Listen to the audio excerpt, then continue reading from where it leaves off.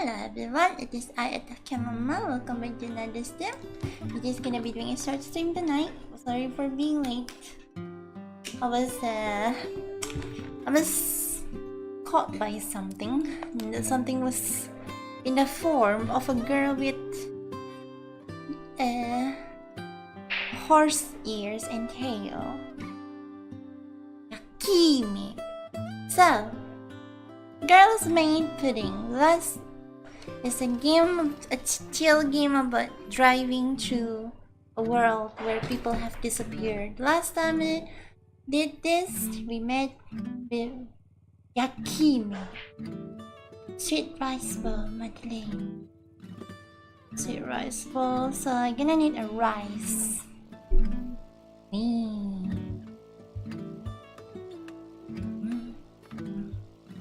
What's a Madeleine? Hi, Claire. A cat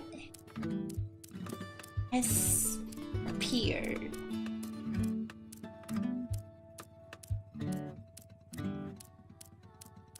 Flour and egg. This is brown sugar. This is egg. Okay. It's hello.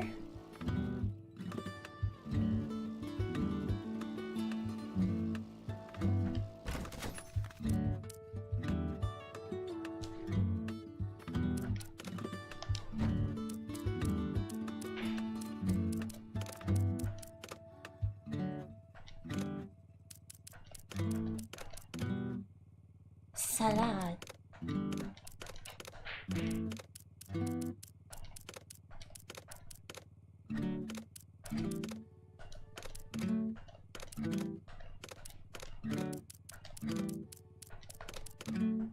I don't have anything to cook for the brain, for the muscle. Yabai desu ne.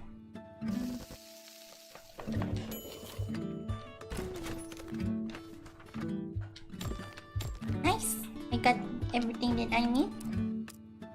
Let's make sweet rice bowl. Tikus mentraktir dua personal data. Wajah mata berkedip, wajah mata berkedip, wajah mata berkedip. Alah, apalah? Wajah mata berkedip, wajah mata berkedip, wajah mata berkedip, wajah mata berkedip. Gitu ya terus anjing. Wajah mata berkedip, wajah mata berkedip, wajah mata berkedip, wajah mata berkedip, wajah mata berkedip, wajah mata berkedip, wajah mata berkedip, wajah mata berkedip, wajah mata berkedip, wajah mata berkedip, wajah mata berkedip, wajah mata berkedip, wajah mata berkedip, wajah mata berkedip, wajah mata berkedip. Berapa banyak ini weh? Mata berkedip, wajah mata berkedip, wajah mata berkedip, wajah mata berkedip, wajah mata berkedip, wajah mata berkedip, wajah mata berkedip, wajah mata berkedip, wajah mata berkedip, wajah mampus dipotong. Bisa.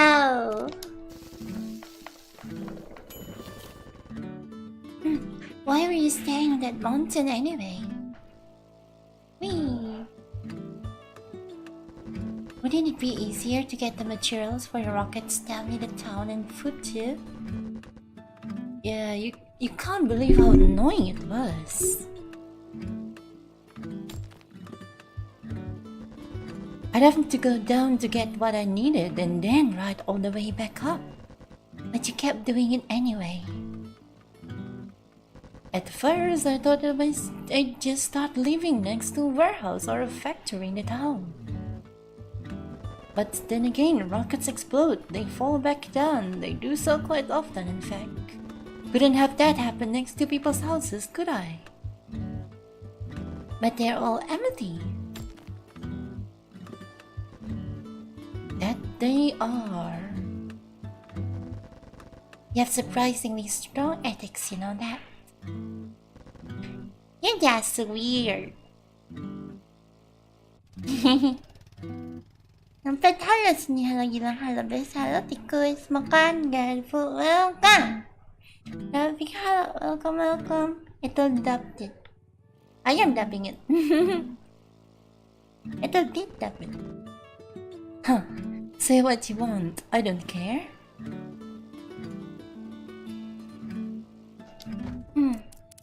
Egg. Flour. Cell battery, so caloric. If you're not having fun building rockets, why don't you stop?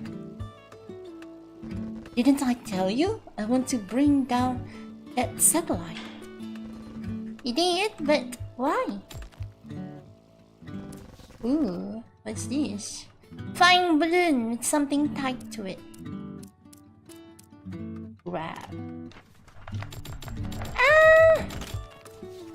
Bonfire. Neat. To remove the force field.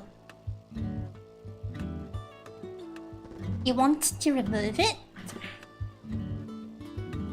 What? Of course. We'd be much better off without it. Ito.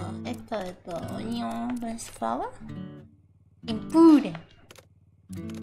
Popoyak.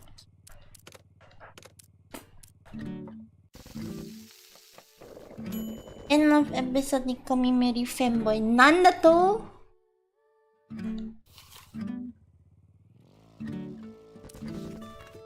Ach. Examine. Let's start going around it. It's not worth it. Maybe the people who have disappeared will even come back. But why go through so much effort?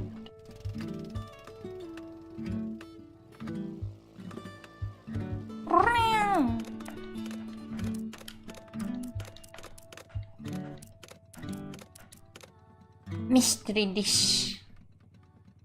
I'll cook that later. I do it because you can't stop halfway through a sentence. Well,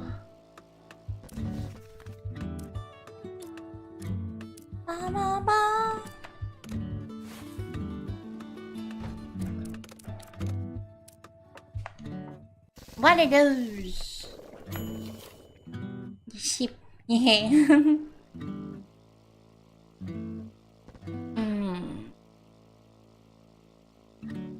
I want to bring peace back to the world. Anyone hearing that would have immediately realized that she was lying. Chocolate cake. Ah, damn it! I already used my cocoa powder. 마지가. 웃어줘. Damn, I didn't know that. Ah, there's more sheep over there.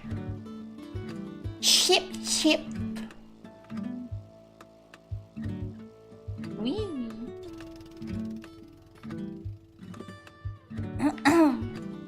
And then cocoa powder, I think, and flour, perhaps.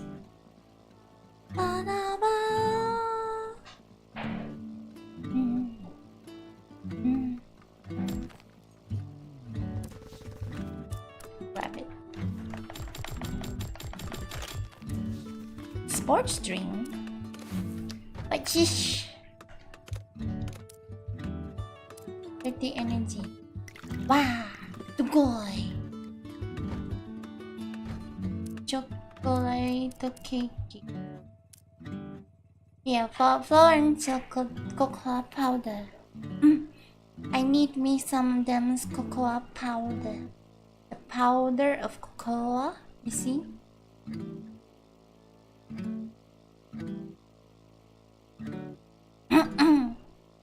Bring. Alamak, it's almost nighttime as well. I have to find some place to rest for the night.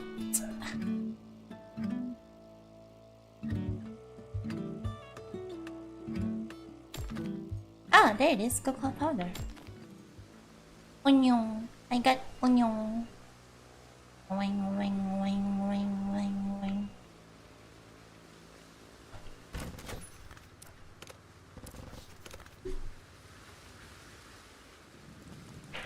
Hello, con tell the night. Ngantuk. Mandi lah. Ngantuk makan. Kalau lapar mandi.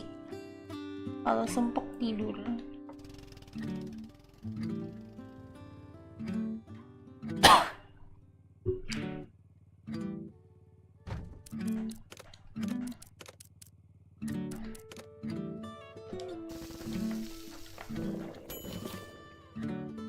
Look. If you don't want to talk about it, we're fine with that. It's not that I don't want to talk about it.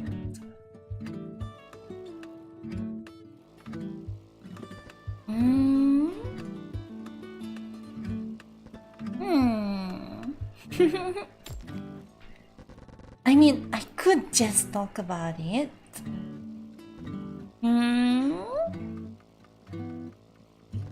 But it's kind of a private thing, you know? Wouldn't concern you two at all. It'd be so hard to explain. It takes so long to even just to tell you.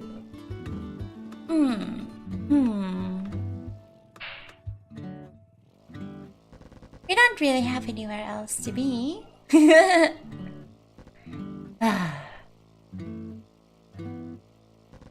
I came inside and started explaining. Pudding! The start of pandemic.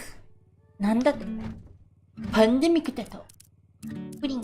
Where is pudding? Which one is pudding? Milk and egg. I don't have milk. Acha. Let's throw it this way for now. Meat and bonfire. Hambag.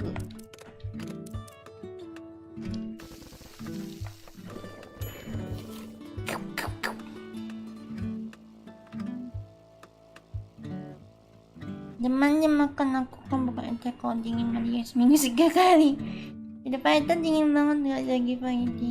Di sini 16 derajat. Tidak masuk akal. Dingin banget loh belakangan, sumpah.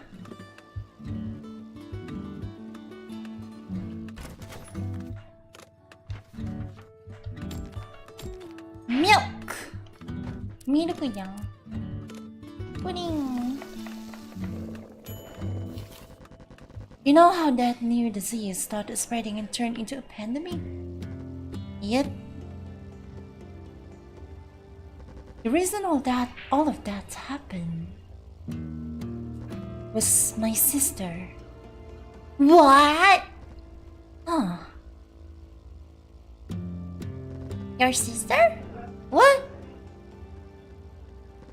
But scientists didn't even know where the disease came from, right? Possibly, but my sister was thought of as a very likely point of origin. Even with this new, more... How about today? Don't forget hello. Jangan lupa putih. Even with this new, more conservative phrasing, this was complete news to Simibi. We've heard that the disease spread via eyesight, but for it to spread, it must have started somewhere, right?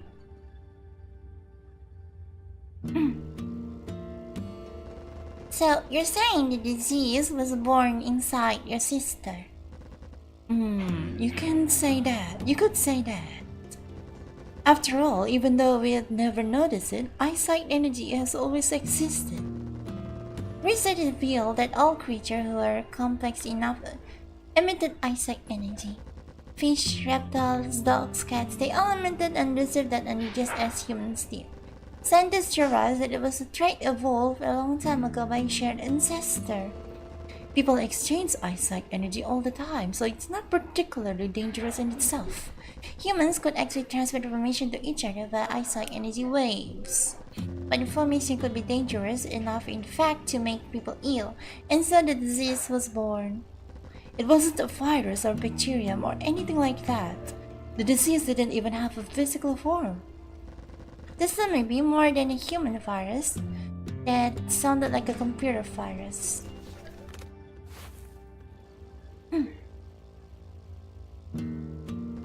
And most likely, it first appeared inside a certain hospital. How? How? The start of a pandemic. Cook a meal.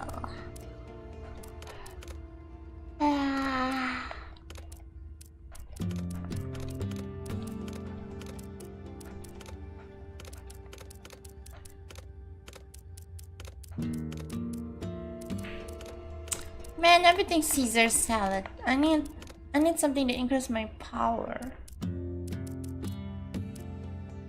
Sabi na.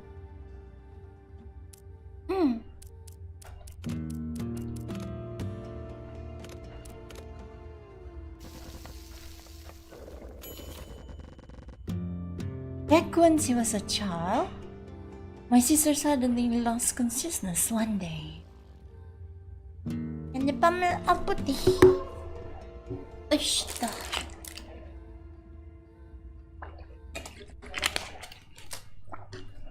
No matter what we did, she wouldn't wake up.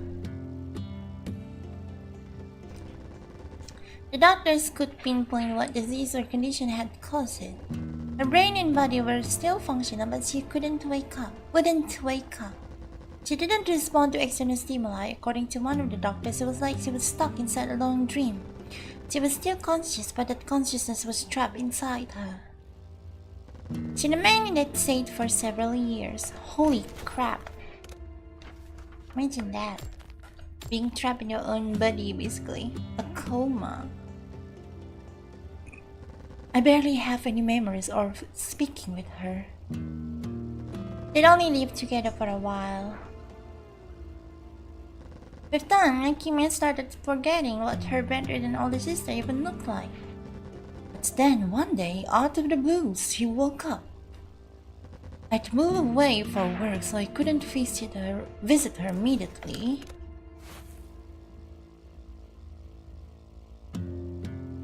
In the end,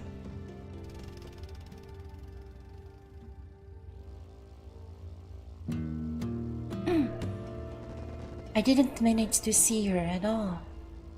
Acha. Right after Akime's sister had woken up, the nurse in charge of her developed a terrible fever. Soon after, her doctors and their family started getting sick too. By the time this new disease had taken its first victim, the whole hospital had been infected and it had to be quarantined. Nobody understood what had caused this disease to suddenly appear, and at first nobody imagined a comatose girl would be the reason. She died a few days after waking up. It didn't take long for the disease to spread through the country and eventually the world. Scientists eventually found out about the eyesight energy and it was the disease's method of transmission.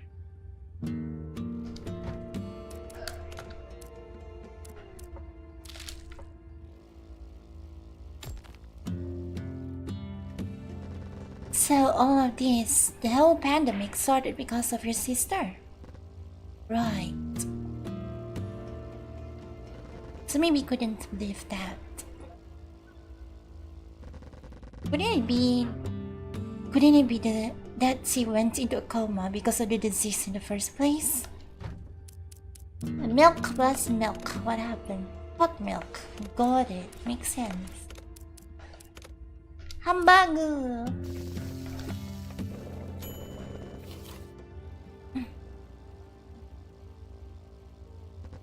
I can't rule that out. But if you ask me, she was the one who gave birth to the disease in the first place. What? Give birth to it? The disease was born out of nothing. And its birthplace was my sister's dream. Nan? Dato? Sonna baka na?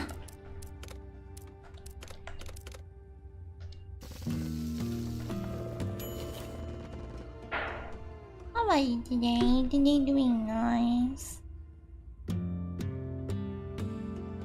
When people exchange gazes, they are also exchanging information.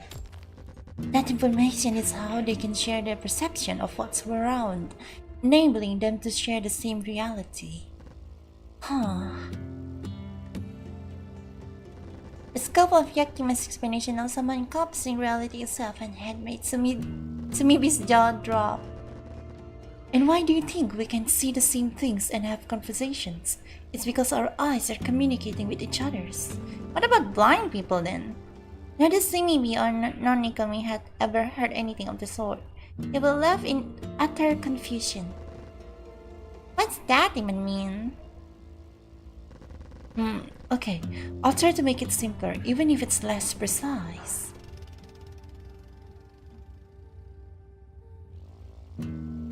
Whee! Oh my god, this road is steep.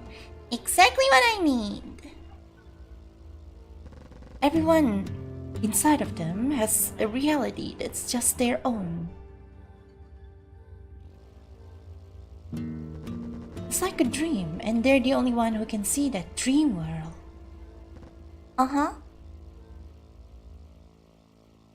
But through eyesight energy, they share their dream world, their reality with other people. So that multiple people can share and live in a single reality. Like if two people met inside the same dream. More or less, yeah. But what if they were dreaming of something completely different to begin with?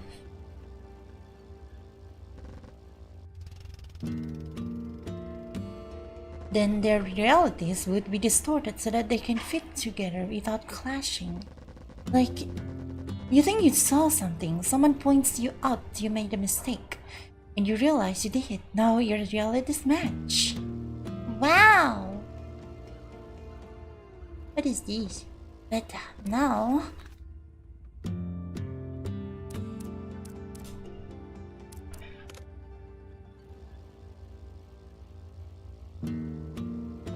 Since all eyesight energy has been blocked by the force field. Yeah. Realities become... Oh, that's why people are disappearing? So the realities, they'll start being... They stop being merged together? Sweet beans. Zinzai. Sashimi.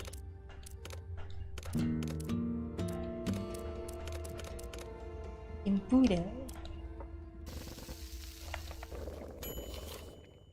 We intentionally distorted everyone's eyesight waves, and now we can't share our realities anymore. That's why people disappear.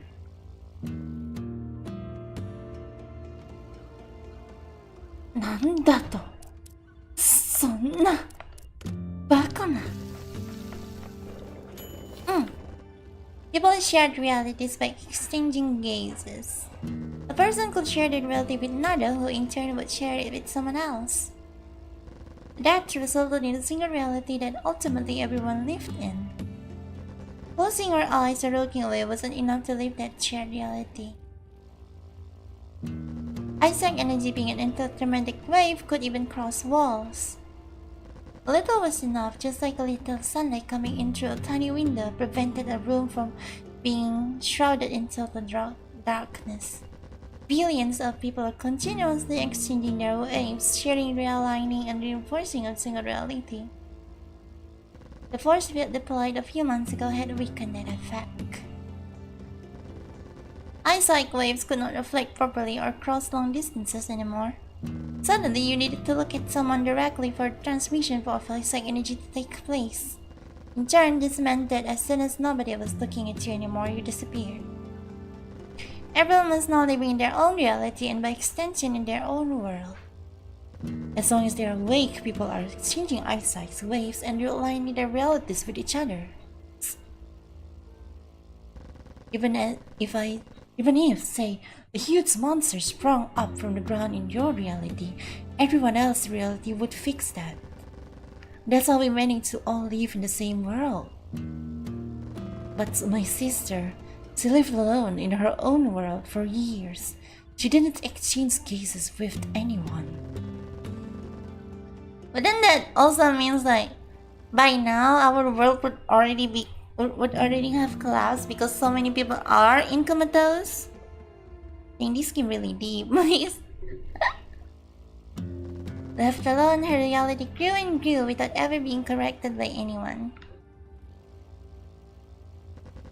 That must be where the disease was born, inside of her dream. And when she woke up, it uses her eyesight to spread to other people, thus becoming reality. But then why wouldn't other people's eyesight fix that disease then? Or was it too late for their eyesight to fix it because the disease already spread too fast?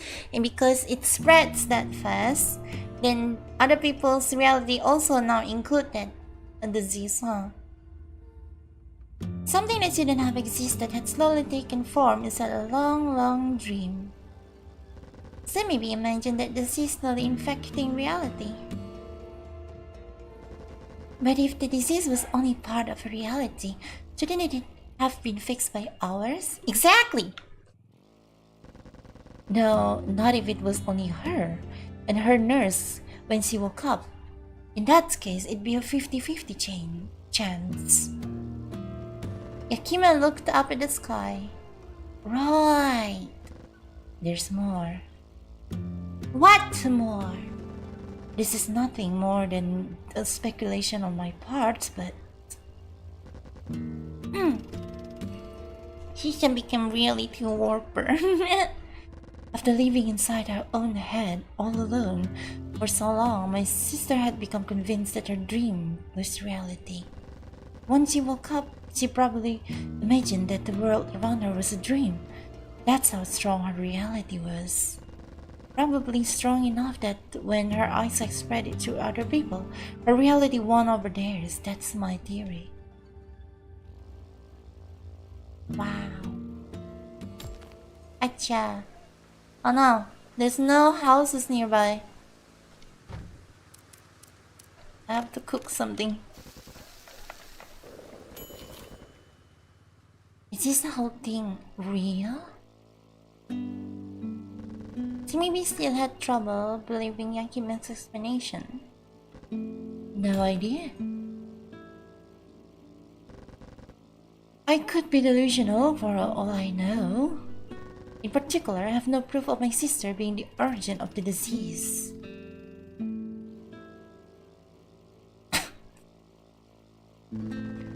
And as for the science behind eyesight energy and shared realities, I just heard all of it secondhand in the hospital before everyone disappeared, that is. If the disease had already been first recorded in the hospital, they probably had access to all the newest information regarding it. I don't know whether any of this is true, and I have no way to check it either. So Mimi thought for a while.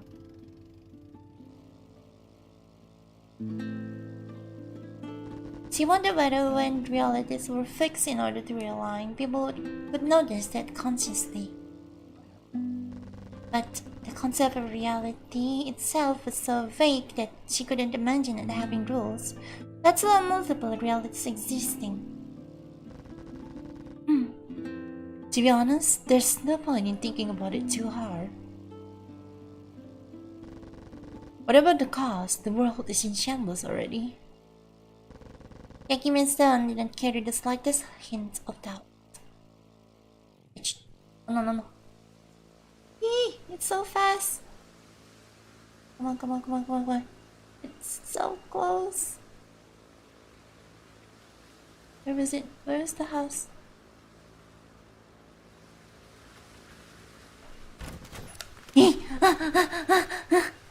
Almost ran out of time there. Ixor, hello.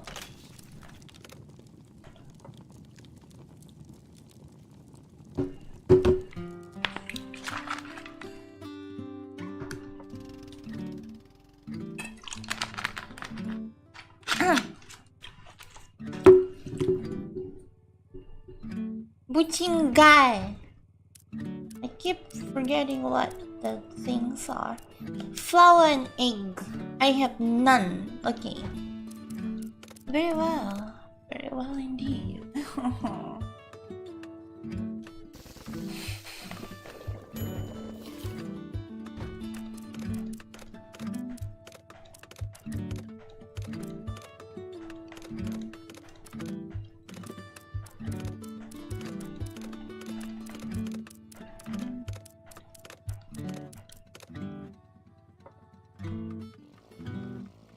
Hello, Kangandros. I need to make a buchin gay. They are gays who are buchin. Sana. Acha.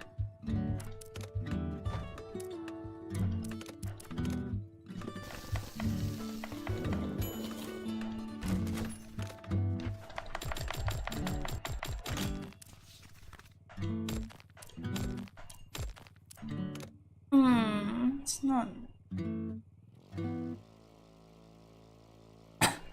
Diba? I need to find more ingredients.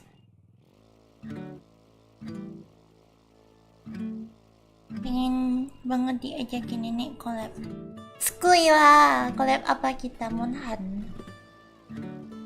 What collab do you want? Should we do perhaps? Egg. I need flour.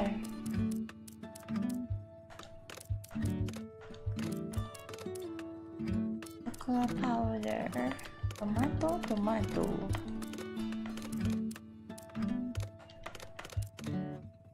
Mystery dish.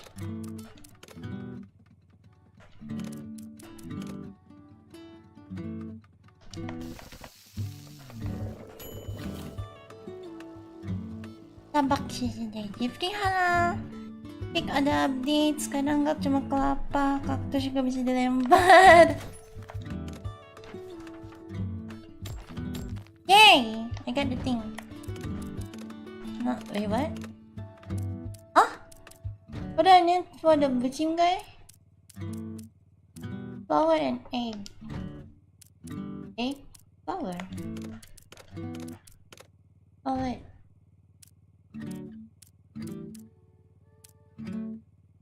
Meat or vegetable? Oh no. Let's go! So, what about this? If you got to exchange cases with someone who has disappeared, so that your relatives come back together, would that person come back? Well, in theory, yes. But how can you lock eyes with someone who has disappeared? You can't even see them. What is that? Bear. Since relatives are shared through eyesight to begin with, it would make sense for eyesight energy to be able to travel through realities, not that I know for sure. Akima remembered something that she hadn't mentioned yet. Also only heard this secondhand, but sometimes two realities have too many differences, too many contradictions.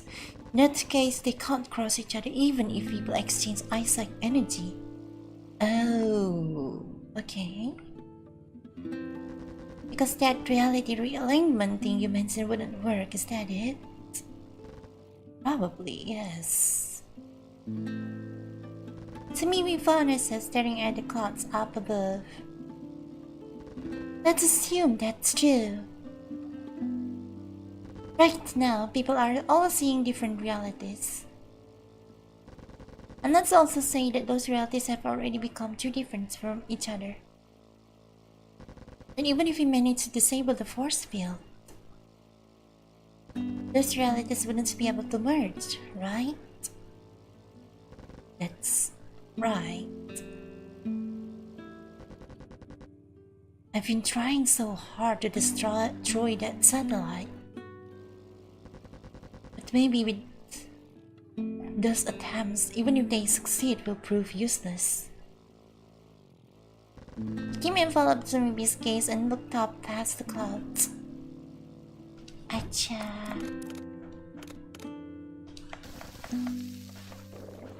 Looks like dinosaur. What does? Why are you still building those rockets then? Nikami asked before Akime could change the topic. Akime looked surprised for a second, but her face then went back to its usual collected expression. Good question. Why do I? I don't have anything better to do. Also, I've been dreaming of launching rockets into space ever since I was a child. The one we were building at my factory was supposed to launch the year after the next. You actually build rockets for a living? I did. Much bigger ones than these little toys I'm building now. Wow, that's so cool. I even work on some parts of the force field satellite. Huh.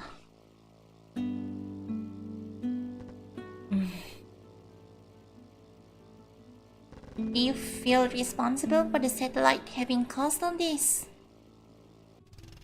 But you're welcome. Lemon. Richard, I was walking the road before. It might have been dinosaur. I wouldn't say so. We only built a few parts of the tens of thousands that went into the satellite. We just outsourced construction to us. Launching that satellite was never our idea. It's difficult to feel responsible when your involvement has been so small. Oh.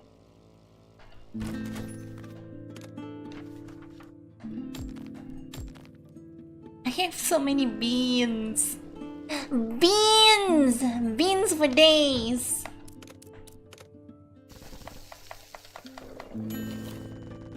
I feel something different from responsibility for all of this. It's not easy to put into words. You know, ultimately this was all caused by my sister. It still weighs down on me. Oh, Yakime. Yakime stroked her hair as if to comfort herself.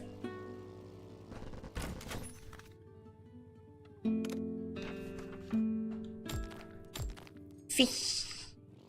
But you don't even know for sure that it was your sister's fault. It's true, and I have no way to prove that theory either right or wrong anymore. Even if it was her, it's not like she did it on purpose though. Of course, I've never asked her this, but I thought she wanted to destroy the world. I only knew her before she went into that coma, but she was a kind girl. But then... I don't know if she was the cause, and even if she was, she definitely wasn't on purpose. And first and foremost, I shouldn't feel responsible for what my sister did in the first place. I know all of this. But knowing it is one thing, shrugging it all off is another. You know what? Maybe I wouldn't want to downplay my sister's role in all of this even if I could. This empty world reminds me of her. I can't ignore the only things she left behind. No. Curry plus curry equals curry. Why did you decide to ride that bike? Because it was there, pretty much.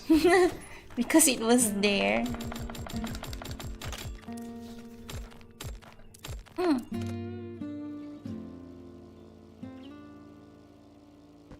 No, I mean, why are you riding it? Where are you going? Nowhere in particular. We just have nothing better to do than travel.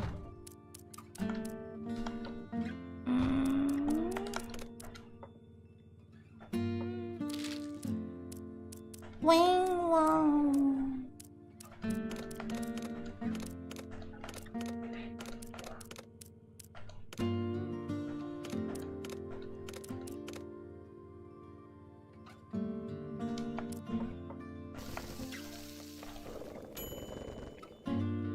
Yeah, man. I think I'm done with cat girl mate. I want to play this game, yes. Link charge battery. What? Hello.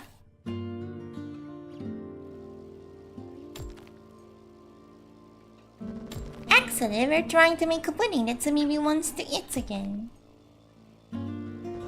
What? Pudding? Yes, pudding. It was just an afterthought, though. Oh.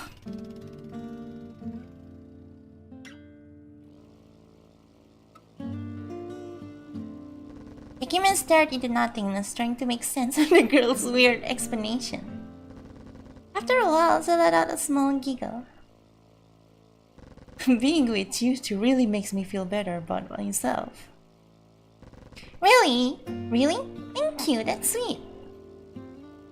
That wasn't a compliment at all. Bingo, not at all. Akime continued laughing for a while. Sashimi. Eh? No! No! Wait up! Acha. Is there any thingies over there? Oh no. Sashimi. I need to make sashimi now. Can you drop me off here? Here? Really? Really? Yes, I have business in that warehouse. How will you get back home? This car I found a while back. Oh. Will you be staying for long? Probably yes, at least until I find the materials I need. If you have nothing better to do, feel free to come visit me every once in a while. I'm not too sure about that. We never know where we're going to be the next day. I see. It's already half a miracle that we managed to meet twice. Really? Yeah. The bike kept running through this town, unfamiliar to the two girls. Akime hadn't said goodbye, see you again, or anything of the sort.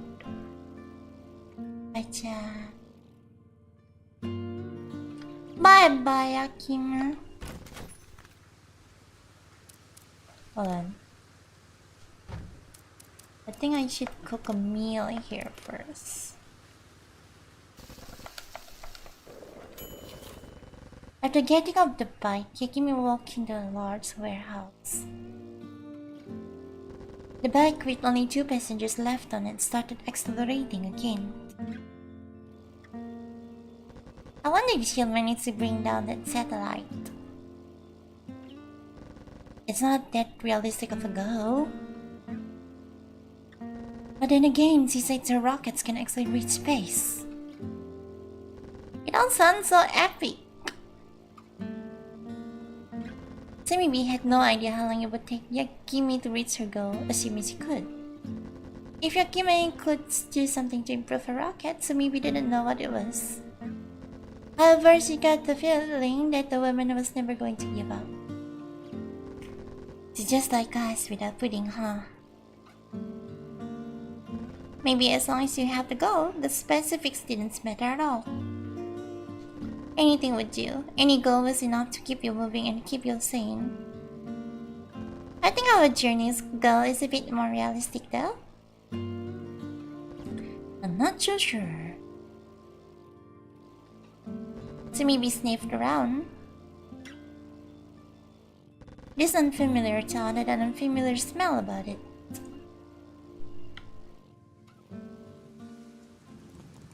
Yay! I like curry. And hello. Shit. My butt hurts.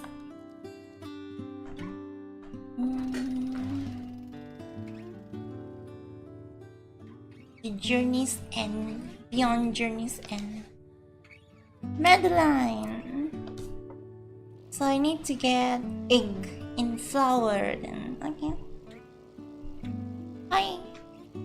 Lipton says Nani.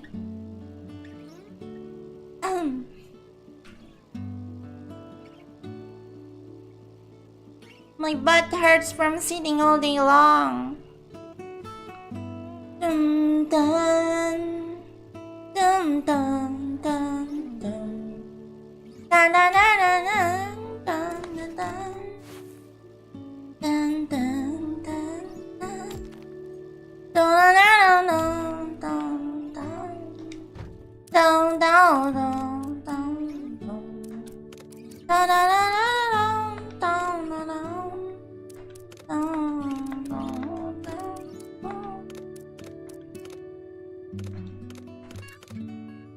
Throwing, throwing. Rice ball.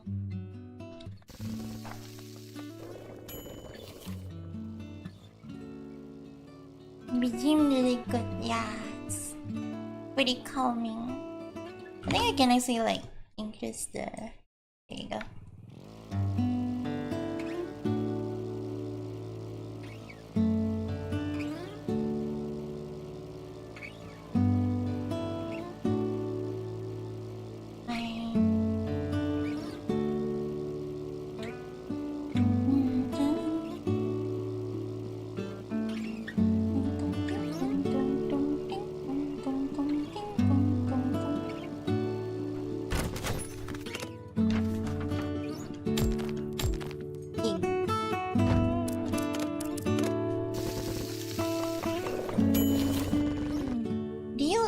Our journey would end sooner rather than later? I'm not sure about that either. But I don't like sequels made after a story has already run out of ideas. Oh. Even if the sequel's kinda boring, I just like seeing the characters I love. True! I'm not surprised. I get what you mean though. What do you Eee. Snip.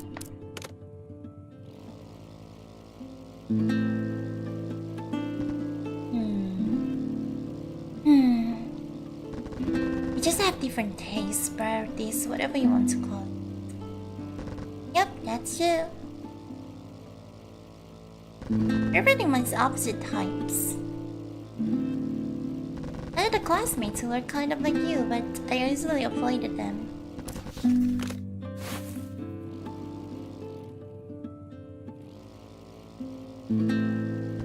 I can imagine, yeah. That's why I'm saying you don't need to stick around if you don't want to. Oh. I vibe with Nikomi so much.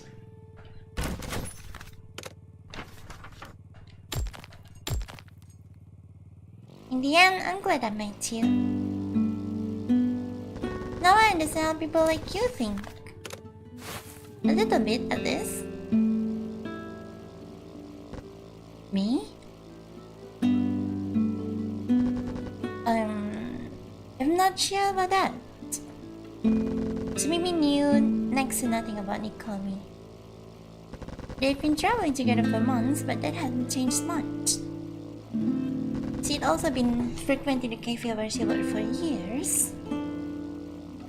She's been served by Nikomi a few times as well. But despite all this, she still didn't know much about her. They were only together by coincidence.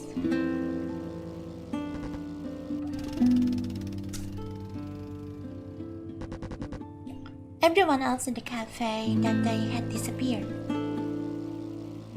And so they were traveling together. That was the only reason. With such a feeble coincidence bringing it together, how long could this duo last? Ooh.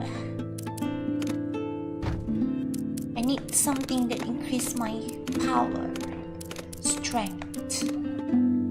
Not hamburger, I guess.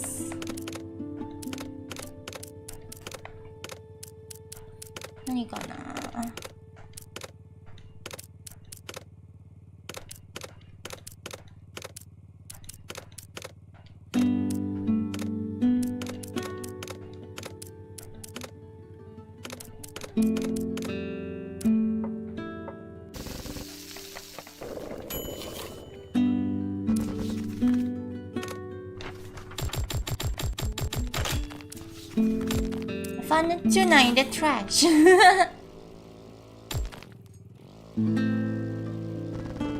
And if it was destined to end, what would that end look like?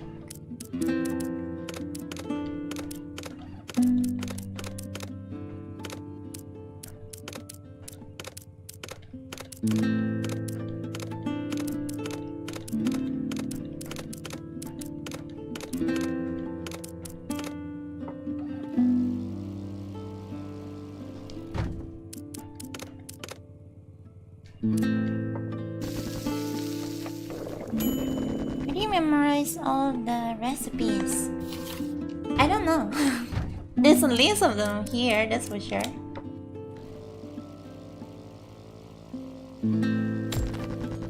As the bike's engine hum in their ears, we envision many different scenarios.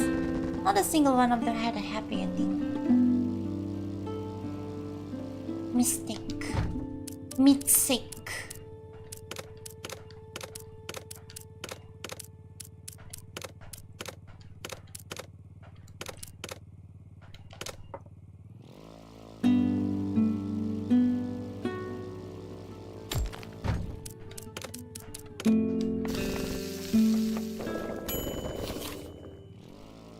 Hey, isn't there someone at the bus stop? Huh? I didn't see anyone.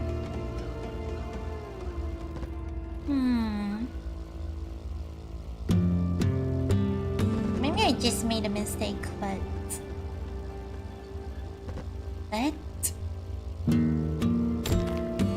The person I saw... kinda look like you know me. Oh.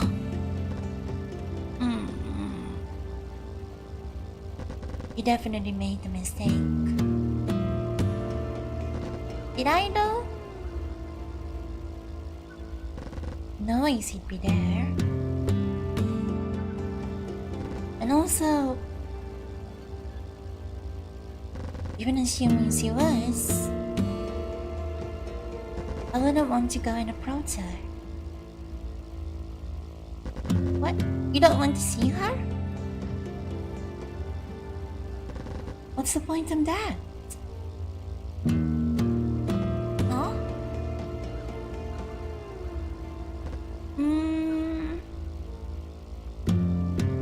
So maybe... You sure you don't want to go back? We could go check the bus stop again.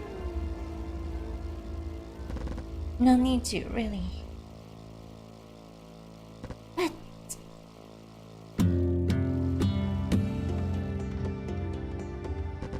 Tommy completely stopped the bike. Oh shit! The realities are getting different! Oh no! I said it wasn't Tsunami though. Would it be still worth it to talk with them? Not really. I think we should focus on finding a place to sleep for the night. Nikomi got up the bike. Come on, what would be the point in talking to her? It's impossible anyway. So we followed Nikomi and got off the bike too. I bet you got it wrong. You made a mistake, definitely. Even as he said that, we had already turned back to retrace their steps. Ah! They split! Oh no! They stopped looking at each other! The road was straight, but she couldn't see the bus stop. Confused, we looked back at the bike once again. The bike was still there where they left it. But Nikomi was gone. No! Nikomi? She called for her, but there was no reply. Acha.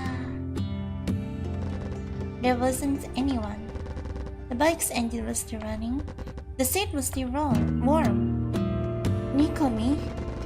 She tried calling for the other girl again. She didn't get a reply for that. She thought she had only taken her eyes off Nikomi for a second. That lost sight of each other many times before, but just for a moment. That had never been enough to make them disappear. Up until now. This time Nicomi was gone. The road stretched on endlessly, and Sumibi was the only one on it. She stood there, all alone. What was it? Why was it this time different? It didn't make sense. Maybe it was just a prank. But if it was Nicomi would have shown up by now. Besides, he wasn't the type to play pranks like this. This time Nicomi was gone. Just like that. So we checked again to see what exactly was gone. Nicomi was gone, and so were the clothes he had been wearing. The bag was still there with all the luggage and supplies in the sidecar. Nicomi's belongings were there too, including his spare clothes. The fuel hadn't disappeared either. There still was enough to ride for a while, but there was no one left to ride the bike. Sumimi had no idea what to do. She was alone. Maybe this was what she had wished for all along. Her goal had been a simple, half-hearted one, to eat some nice pudding. She had made Nicomi join her on this journey for no reason other than that. A pointless journey only continuing out of sheer inertia. Might as well end it here.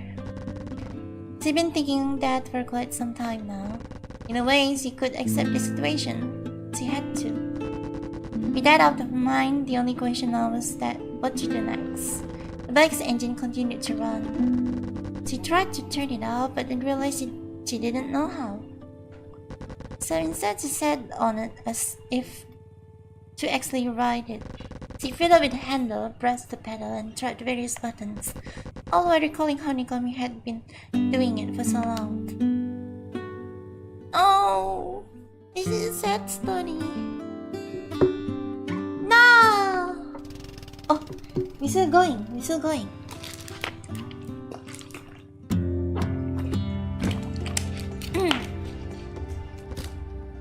See Mimi?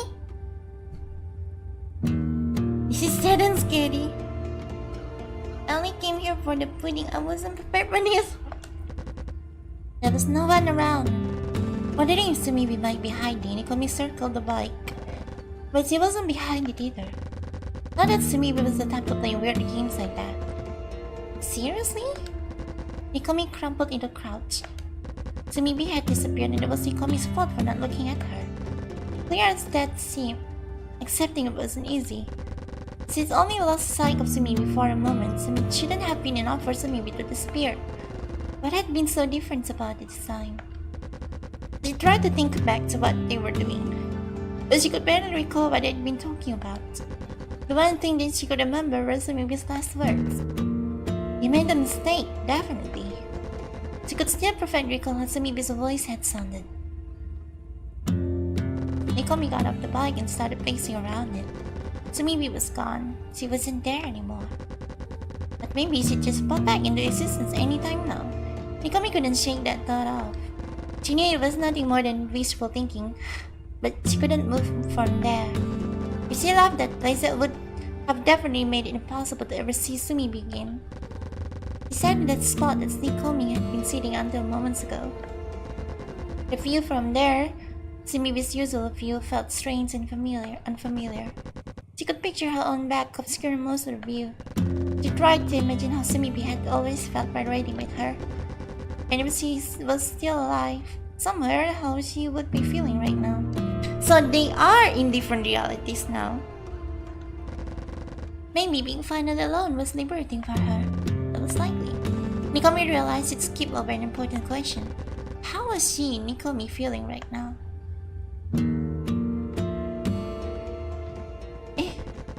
She sat forward in the bike seat and drove off.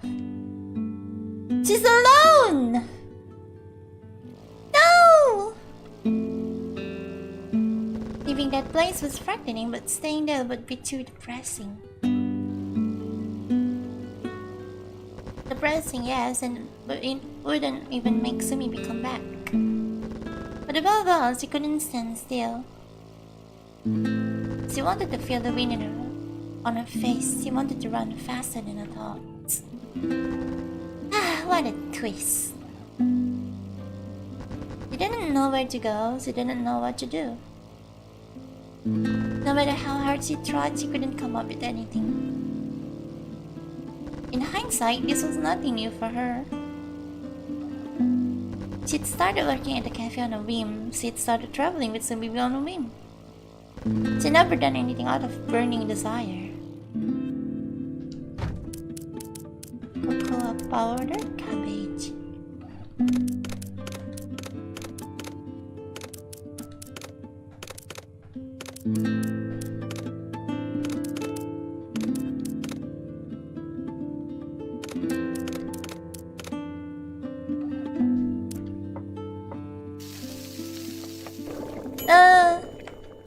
There's nobody to comment on it.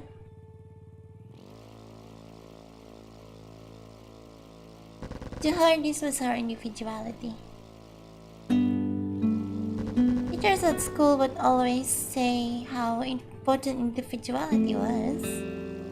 But be it in school or outside, individuality seemed to cause more problems than it solved. Had the world not gone crazy, she would have chosen a university and then a job solely on people's advice. She would have chosen a life just because. That didn't make her sad, nervous, or anything like that. If anything, it sounded easy and fun. She had no problem with living her life according to others' recommendations. Except there were no others left. The same people who rambled on about individuality somehow wanted you to think and act in certain ways. Her plan had been to go with the current and simply act exactly as those people say. Now there was no current, no one else to tell her what she was supposed to do.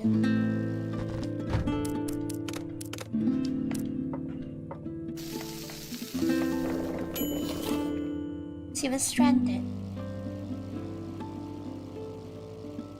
Maybe Sumibi had been more important to her than she'd ever realized. Ah! No! I missed! Luka yung kanya ni Jigprasara.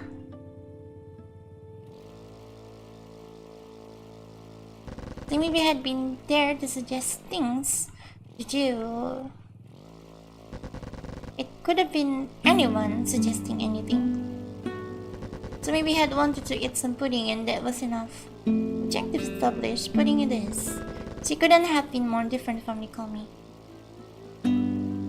So maybe lived by her own rules, doing what she wanted and avoiding what she didn't. With her, Nikomi could live like she'd always lived. That's why she'd been so eager to continue with their journey. Until she disappeared.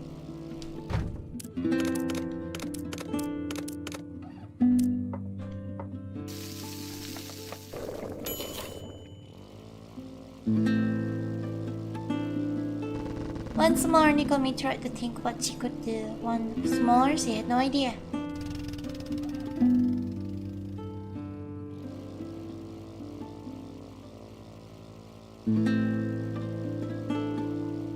No! Nikomi! Stay alone. Sumibi. Oh no. What do we do? Sumibi's alone. After a few hours trial and error, Sumibi finally got the bike moving. The sun had already set, so she found a house nearby to stay the night. She hadn't slept by herself in months. It had become hard to relax without someone's hand in hers. Only by gripping the blankets tightly between her fingers did she finally fall asleep. Waking up alone didn't surprise her as much as it should have. Before the experiences to live alone, she was used to the lonely mornings. This only felt like returning to that life. A life without other people, a life without cares. Come to think of it, life had always been like that to her. The past few months were the strange part.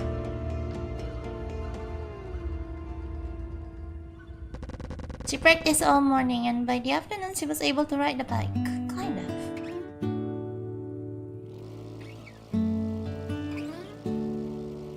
As she rode, the wind hit her face directly without Nikomi's back to shield it. She had told me that it felt good. She finally understood what Nikomi had meant. Now it was time to think of what to do next. She would go somewhere by herself.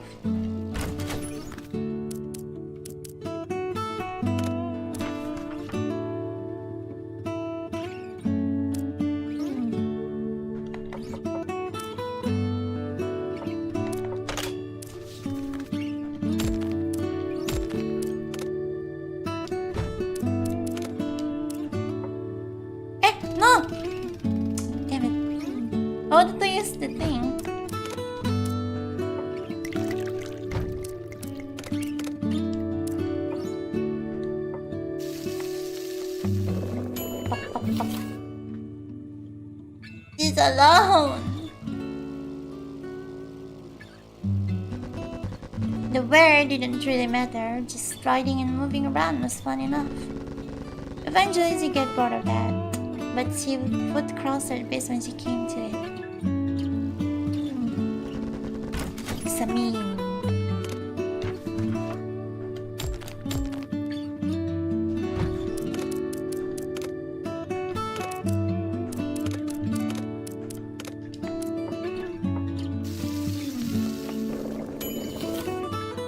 The bike kept running and headed anywhere. So maybe he started recalling things he had never really remembered before. Her life before the disaster came back to her in vivid detail. The workplace he neither loved nor hated. The cafe slowly became a regular. Actually, those two places were enough to describe most of her daily life. And then her, Yunami. What was she doing right now? So maybe I hadn't asked herself that even once in all these months.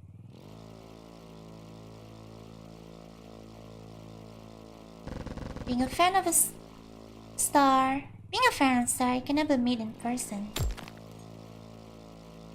What do you think of that? It's Nikomi? A sudden question out of nowhere. Are they? What do you mean? Just that, I was the opposite. You could come see me be made whenever you wanted. Would you have lost interest if I were like the stars, far away, unreachable? I don't think so. I don't think that would have mattered.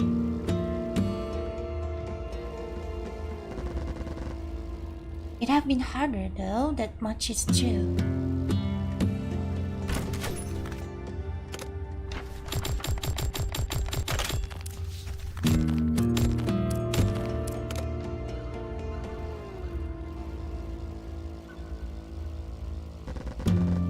It sounds like you're a fan of Nikomi now. Not true at all. See? That's why people get fed up with you. Wait, did Nikomi get fed up with me? What do you think? Oh no, she's talking to herself! She's going cray-cray!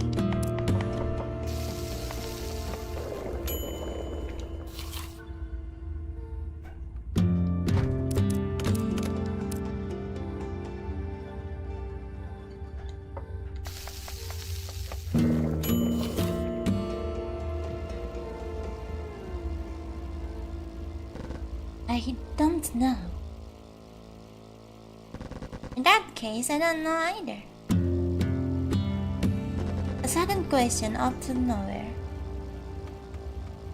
But there is no one sitting behind Subibi. Cook sushi. I just cooked sushi, you a-hole!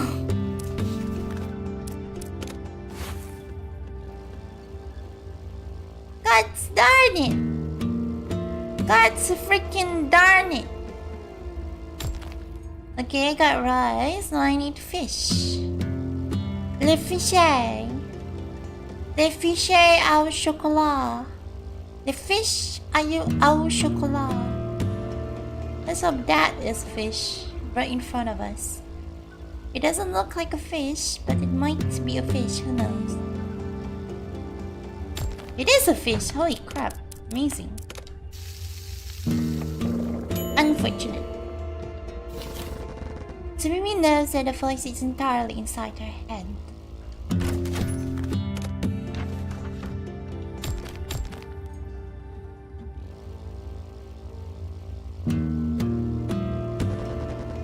I think that if anything, Nikomi liked you. Sure didn't look like it. I think she was just lonely. I just happened to be there with her, but anyone else would have done. It could be. She answered, but she was the one asking the questions to begin with. And Still, at times, he felt as if someone was really sitting behind her. Nanda to?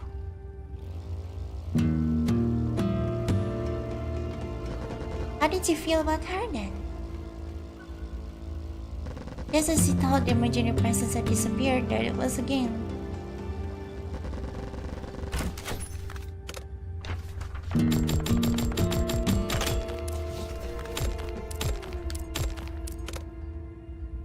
She was feeling the presence more often. She wondered what would happen if she looked behind her. I think I need that. How do you feel about the sneak on me? How do I feel about sneak on me? Don't ask me! But I'm hallucinating you precisely because I want someone to explain my feelings to myself though. Would an hallucination really be that convenient?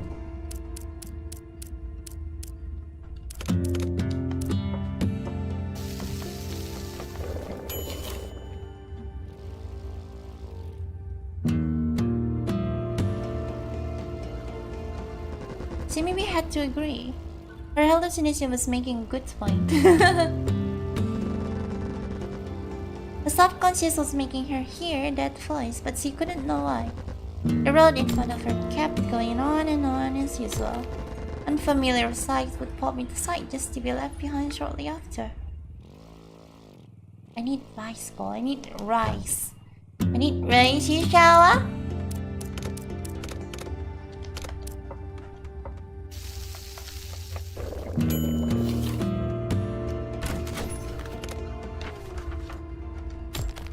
I got 2 rice. Amazing. Amazing! If a January dish, it definitely felt unseasoned. There was something unreal about a world with nobody but herself. Examine.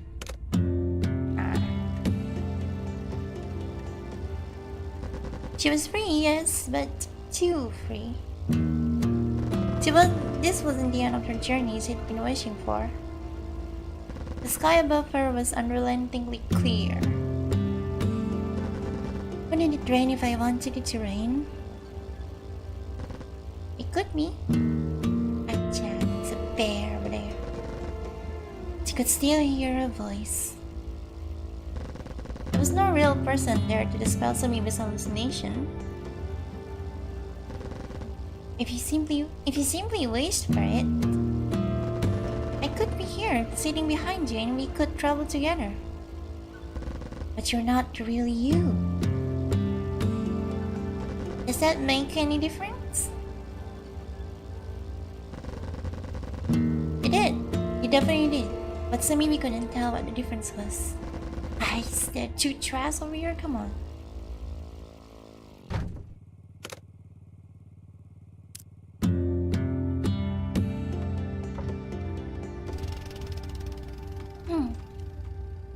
After all, she was the one who had come up with that hallucination. The phantom Unami she wanted and needed.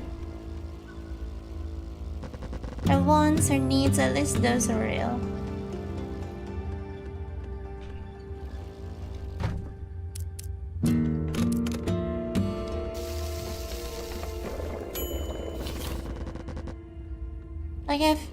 I have any idea how it really feels, Miyu muttered to herself.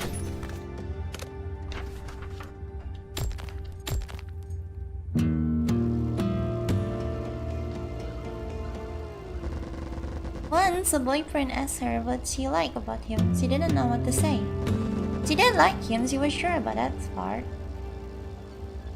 But she couldn't explain how, the hows and whys of it.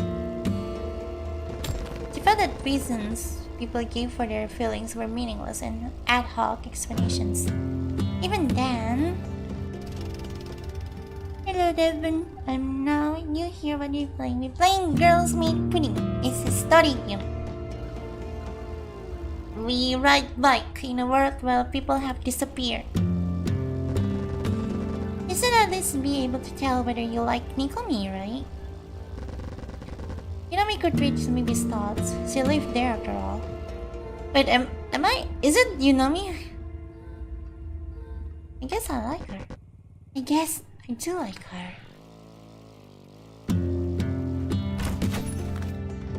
rituals.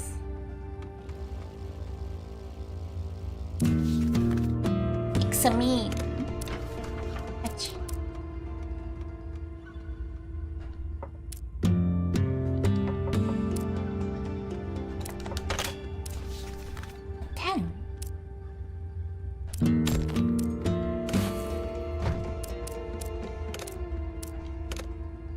Gâteau au chocolat.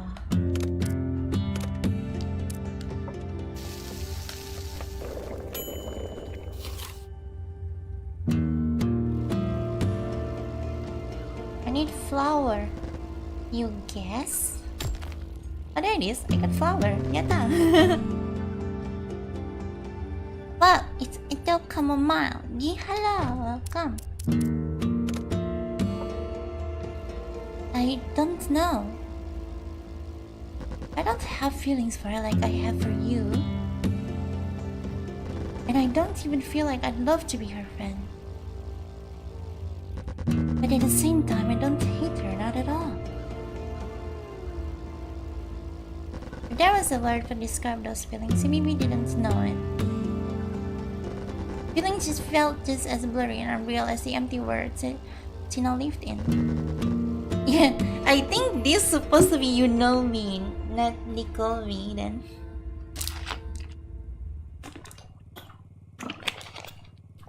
I don't know, it's weird. Well, feeling suddenly hazy like that, that's normal. Is it really, though?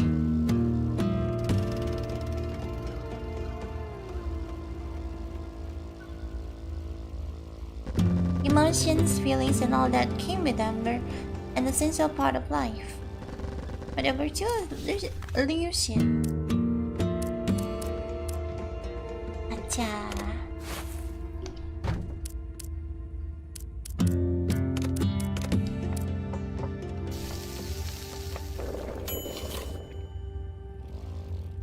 The graphs not alone rely on. Reality was different. The handle in their hands was real. Even if Sumi were gone, the handle would still be there.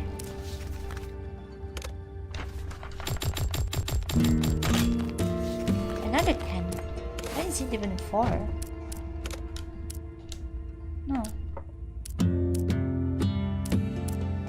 Ah, that's what it's for. Neruhodor.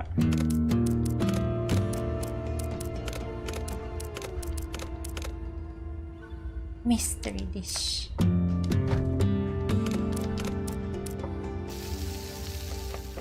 Is it really though? Ah crap, they're keeping stuff in front of me. But just leave it alone for now, I think. The time we spent traveling together, that was fun. Ah! She couldn't explain why. She didn't know whether it still would have been fun if she'd been traveling with someone else. All she knew was how she'd felt.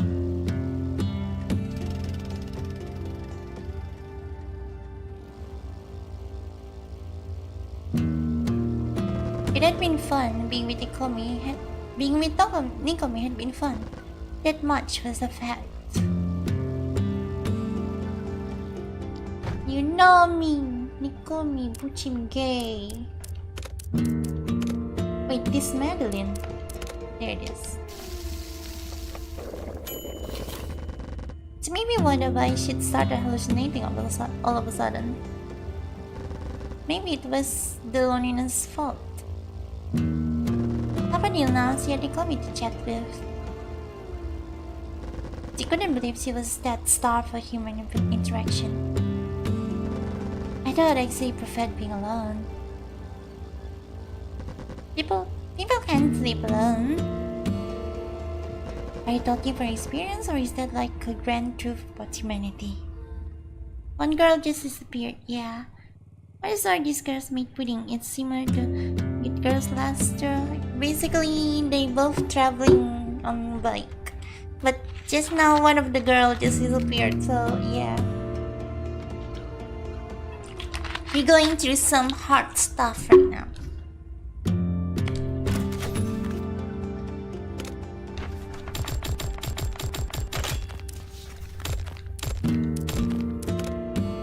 Pudding, rice ball. I can make rice ball with this. I'm gonna need ink, egg, if I'm not mistaken, to make the pudding right now. Yeah, milk and egg. I'd say it's the latter.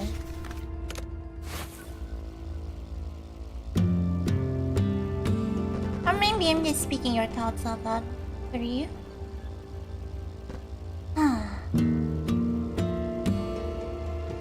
Unable to decide what was right, so maybe continue her soliloquy.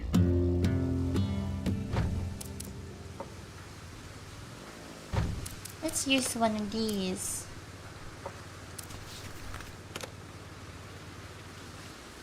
She will go instant except that her girl is gone. Yeah.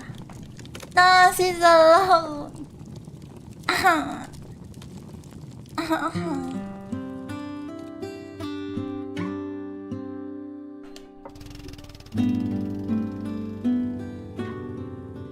Was the other girl there at all? Maybe. She wasn't. Pudding.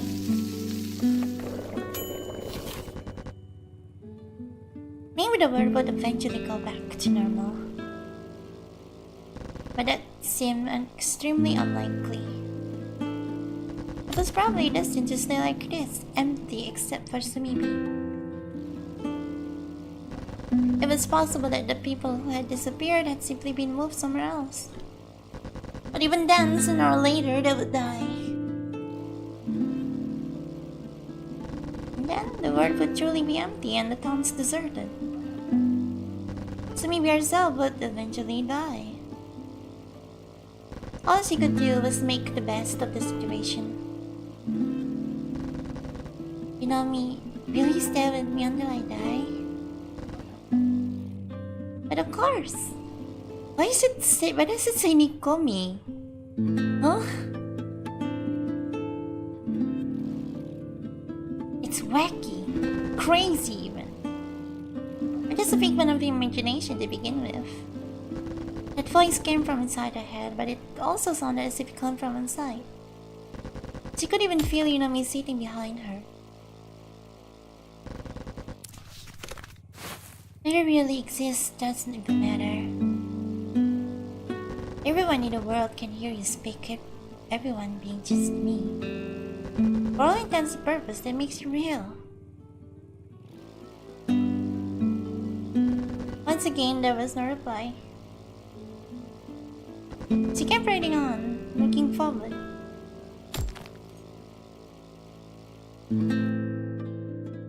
Oh! No! Chotto! Eh?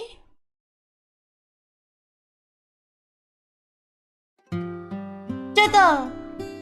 What you... there was still something? Don't end it like that, hold on. Hey, no? No, hold on. Fuck. Okay, maybe we make a rice ball then.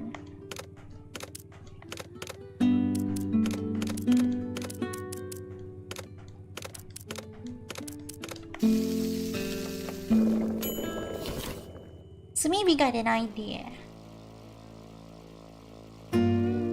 So, would it be okay if I started searching for Nikomi? It was a question, but ultimately she was only asking this to herself. You're saying you'll choose her over me? I'm not saying that.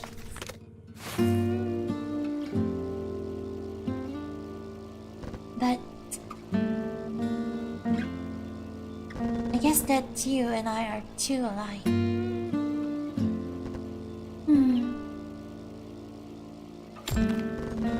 say we are nothing like each other once?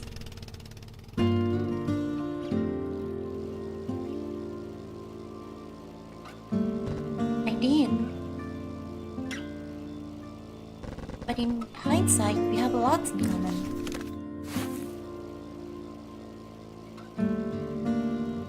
Maybe that's why I liked you to begin with. Oh. Doesn't that mean we're a perfect fit for each other?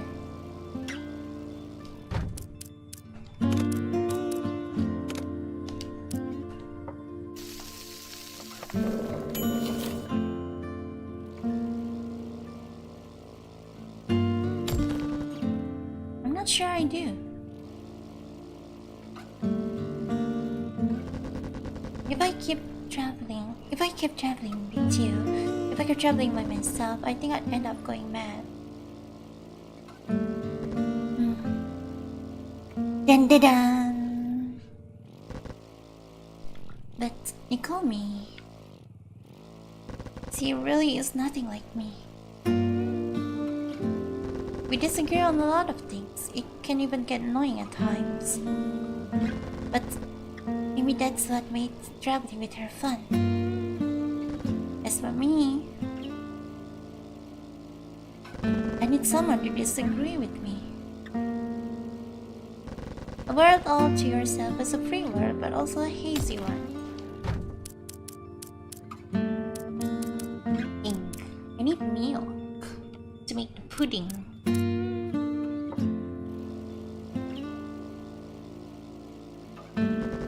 Hallucination could be real, nobody could tell you otherwise.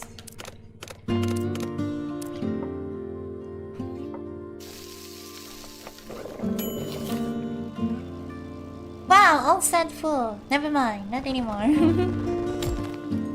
Ink. But if you're by yourself, I have the tree night. I have so too. But if you're by yourself, you can do whatever you want. You don't need to worry about anything. That's true. I know.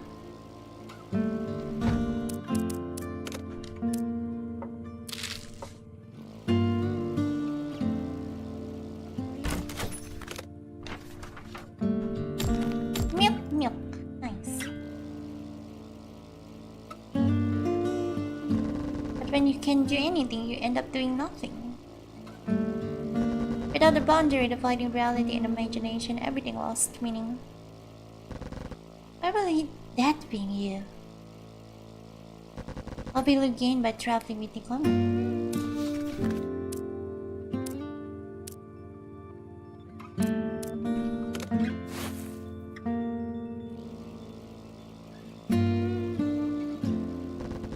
Inamiquation was calm and her voice was quiet.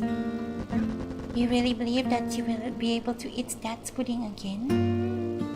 That pudding, I made it.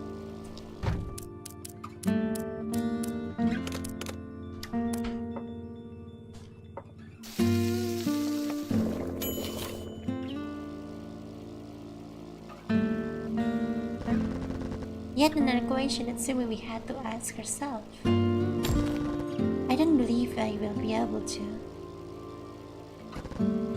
I mean, I don't even remember what it tastes like. She clearly remembered that what the pudding looked like. I was going, hello, you already mad. Why is my model freaking the hell out? Hello? Hold on.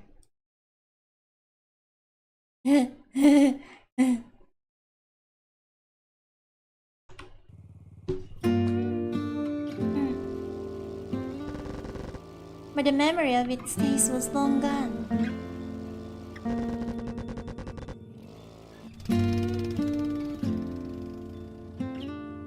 It might have been overly sweet, or it could have been a little bitter. She had no clue. So what's the point? You'll keep eating pudding, but you'll never be the right one. You're right.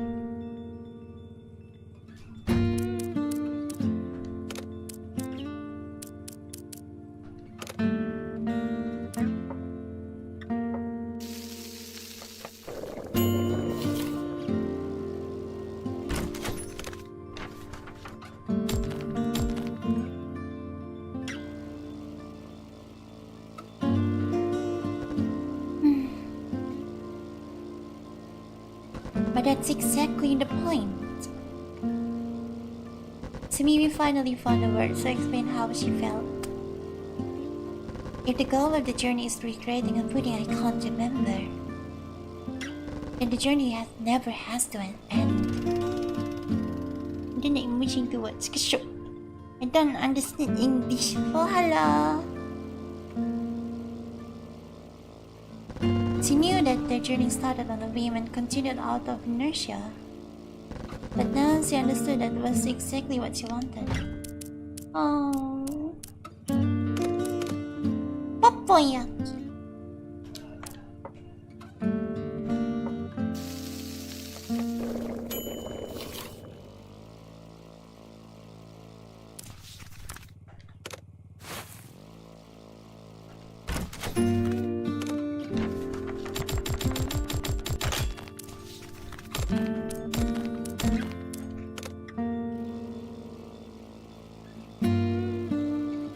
One needs a goal in life.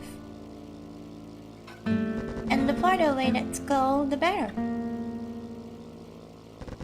Because once you reach that goal, the journey is over. Nikomi. Oh, she's missing her. Eh.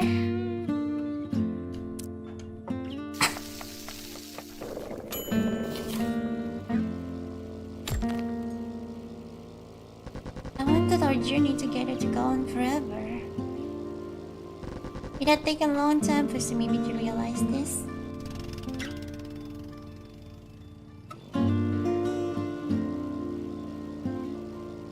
But now she could see that it had always been the truth. She never admitted it to herself because she was scared of Nikomi not feeling the same way. That's why she'd given her the cold shoulder. Sumimi could hear Nonomi giggle behind her. Wow!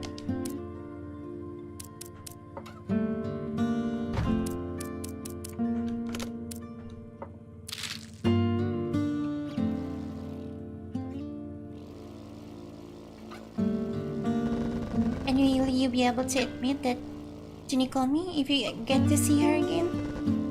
Probably not. I'm not sure I'm ready for this.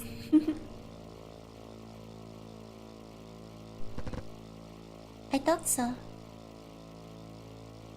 The weight she felt or imagined against her back started getting lighter. No, just going away. If you manage to find her, be good to her. Oh, yes, if. After that, me said nothing else. Sumimi tried looking behind her shoulder. There was no one there. Yay! We changed the ending! Let's go! Let's freaking go! Oh man, but it's already 11, huh? Should I keep going? Alright, let's keep going. This is getting too interesting to stop here. Mommy, hello! Cook a meal. I'm going to make brown sugar and curry. Happy ending? Perchance. If she wanted to find Nikomi, she had to think of a way to look for her. It's made me wreck her brain.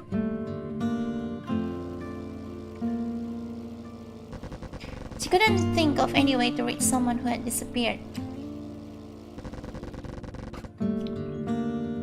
I don't know. Hold up, I need tissue.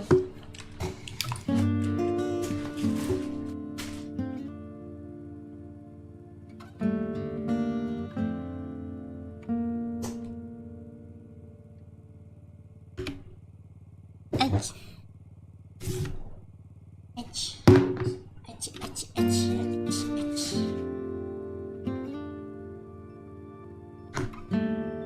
I hope for it the ending, yes. She briefly considered going back to the place where she had last seen Nikomi.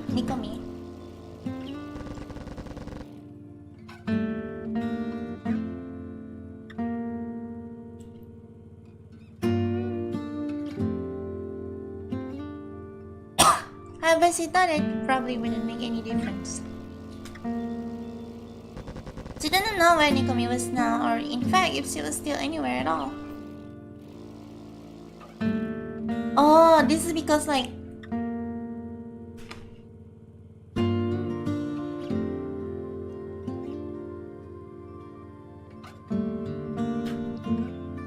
we finished the story with the other two, like, girls. So now we can actually get insights of how to find someone that already gone.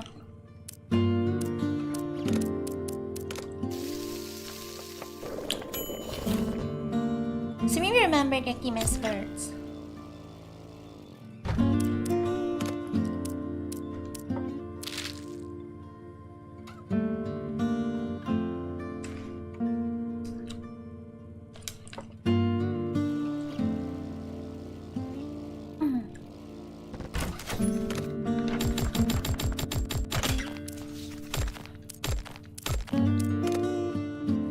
Share their reality by their eyes. That's why they disappear from reality when nobody is looking. Disappeared people still live on in their reality, but this reality wasn't shared with others. If you could look at them, and they at you, your relatives would be shared again and they'd reappear. Why are there so many freaking seats in this? Orange. She had to find Nikome and exchange looks with her.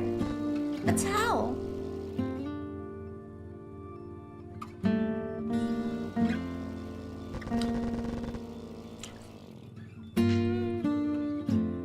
She wondered where the other girl was and what she was up to.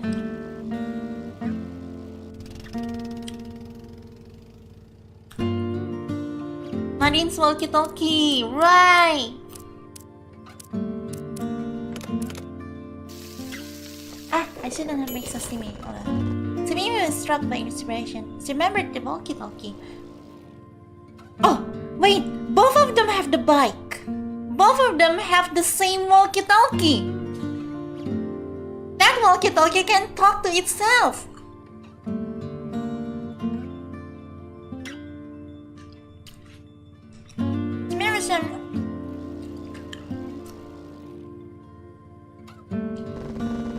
Her walkie-talkie is supposed to use eyesight waves for transmission.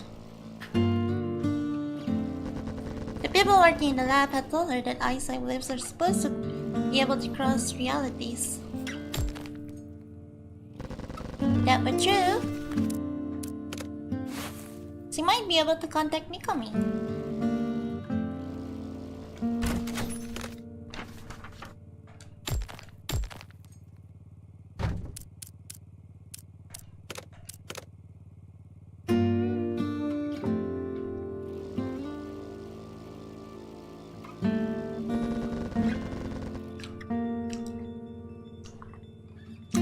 Mario was right now, but she mentioned about second walkie-talkie.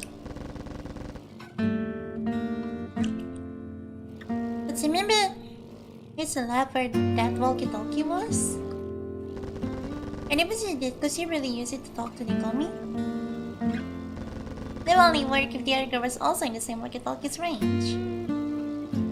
So maybe I had to bet on Nikome coming to the same conclusion as her. Moreover, she had to be bet on Nikome wanting to see her again. So maybe she had set the bike down without even thinking about it.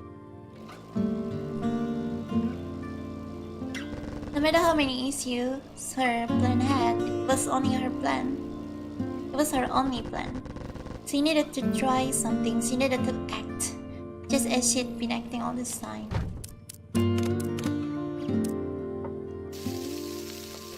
They both have the bike. That's a pretty cool idea. Oh, the walkie-talkie wasn't on the bike. Damn.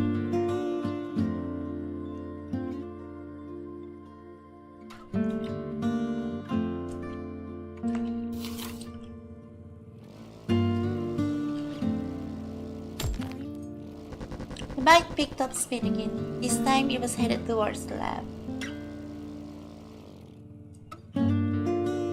Oh. She's skipping to the left. Oh, it's Nikami.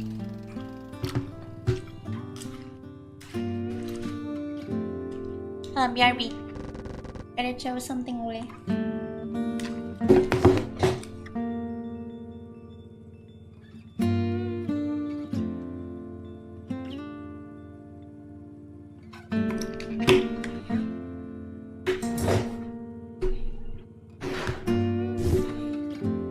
Nikami wondered how Sumibi felt about this. Whether she was distraught from loneliness or euphoric with freedom. She could imagine both being true. Sumibi enjoyed being by herself and she wasn't a loner. But she wasn't a loner. As for Nikami, she was lonely. So lonely that she thought she could go insane. No. Having someone to chat with made everything easier. That had always been the case for her. When she was alone, even the tiniest unpleasant thought could take center stage in her brain. Now she was lost. She didn't even have the presence of mind to pity herself over it. She had to choose a goal. At the same time, she kept thinking of how Sumi was taking it. Would she just keep traveling by herself, free from any annoyances? And if by some twist of fate they managed to reunite, would Sumi want to start off traveling with Nikami again? Or would they just go their separate ways after exchanging a few pleasantries? Nikami didn't want to travel alone. And the person didn't necessarily have to be Sumibi. Anyone would do as long as they could provide a clear goal for the journey. She felt that way, but at the same time, traveling with Sumibi had been fun. She'd hoped the journey would never end. Even if it brought them nowhere, even if eventually they were both destined to disappear. She didn't care about the future anyway, nor the past. If she was having fun, she was happy. Sumibi was so straight, short-sighted. She longed for Sumibi. That's why she had come back here. She was alone, but she was ready. She pressed the button on the walkie-talkie. She was in the walkie-talkie as well!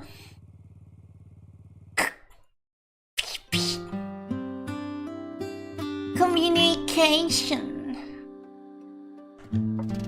Let's go!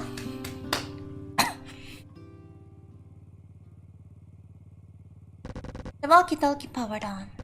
The first sound come out of it was just static. It felt like it was connected to some place far away, but for all she knew, the other girl could be just a few steps away. Finally, she spoke. So, you managed to make that pudding you've been wanting to eat. What would you do after that? The reply didn't come immediately.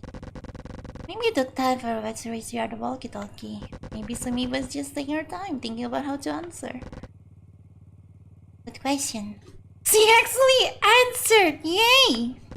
Sumi's voice didn't give her enough hints to confirm or dismiss the theory. But whatever the case, the walkie-talkies were working. I'll think about it after eating the pudding. She almost sounded bored, like always. And if you don't come up with any good ideas, I'll continue traveling until I can come up with one. Maybe we'll already be off by then. That'd be fine too. Maybe I'll never find a new goal. And at the end, when we look back on it all, it's all have been pointless. You're right. Everything we do is like that. We're just convincing ourselves it matters for a while. One day I'll die, and there'll be nothing left to prove that I ever lived. You know, maybe I'll end up regretting it. I tell myself that I could have done so much more. We need to find a more constructive goal then. Constructive? Like what? I don't know. So much for that then. I don't know, but we could do something for the sake of humanity. Like bringing the world back to normal or something. Wouldn't it be better if our goal was something important like that? Can't do anything, I know. I can't do anything, I know. But you could do something great.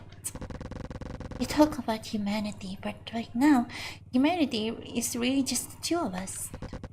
That's not true. You're talking to me, right? I'm here. It must mean that everyone who disappeared is still alive too somewhere. Sumibi could not disagree. He came out and told them that reality split and that despite disappearing, people weren't dying. Marine had also been right. The walkie-talkie could contact disappeared people. They gonna save the world! People's realities had diverged because the glue keeping them together's sight had stopped working. But people weren't really disappearing, or of course, they weren't dying either. In theory, rejoining all the separate realities should have been possible. Too much existentialism. But just you and me, riding the bike, going places, chatting about stuff. That's fun in itself. It sounds like a good goal to me. Isn't it enough? Maybe they could have actually saved the world. The problem is that Sumi wasn't particularly motivated to do so. She knew she would second guess herself before every step. In a world like this, you couldn't afford to stop and think, not even for a moment. In that moment, the loneliness and uncertainty, the lack of meaning would grow enough to asphyxiate you. You had to keep running.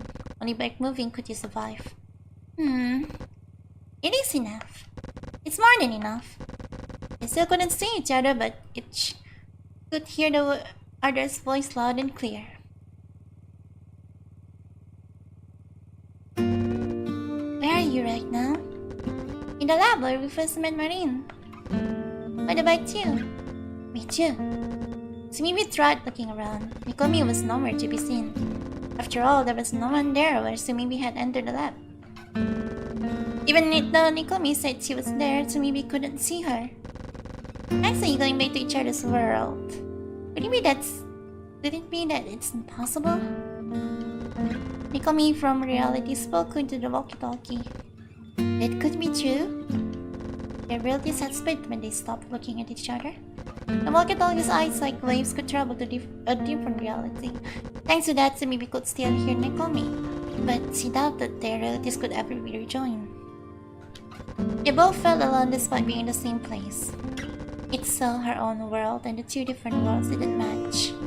As long as that was true, they wouldn't be able to meet again. No. Couldn't they just look at each other though? Oh, I have an idea. Mikomi spoke first. What? It's the bike. Right outside the lab. Sumibi had left it next to the lab shutter, with the great engine turned off. Oh, you rode all the way here? Yeah, I learned how to ride it. Wow, that's impressive. What about your bike? Where is it? Sumibi threw Mikomi's question back at her. Same as yours, right outside the lab. Sumibi skipped a bit.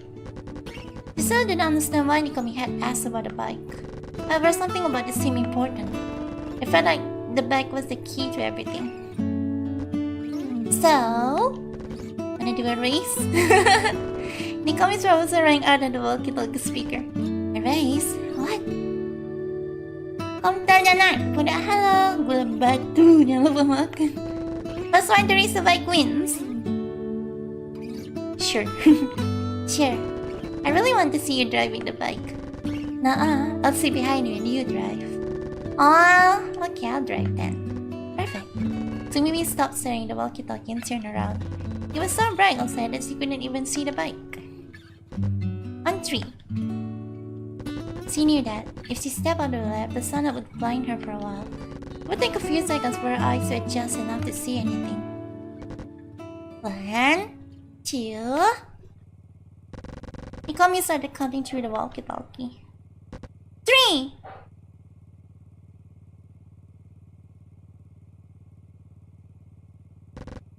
Sumibi sprinted.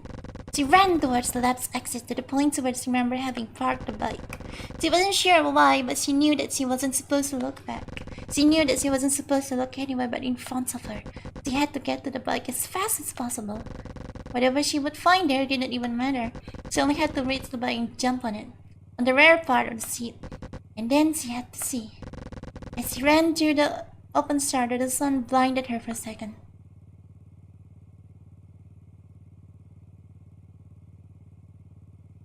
Mikomi ran towards the bike's handlebar as fast as he could.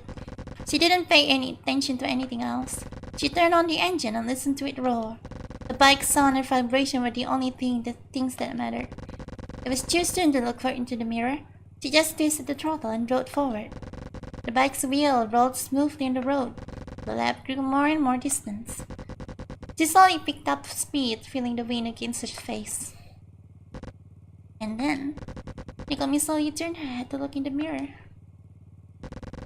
That was when it happened. She felt the weight of someone against her back. Yay!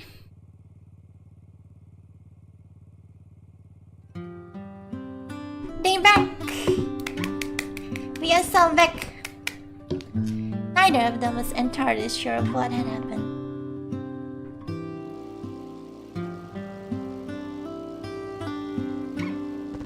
In a way, it hadn't even felt like anything had happened. At best, they could have said it had felt like waking up. Like coming out of a dream, opening your eyes, and seeing the very real ceiling above your bed. And then realizing you'd been staring at the ceiling for a while. That was what it had felt like to them.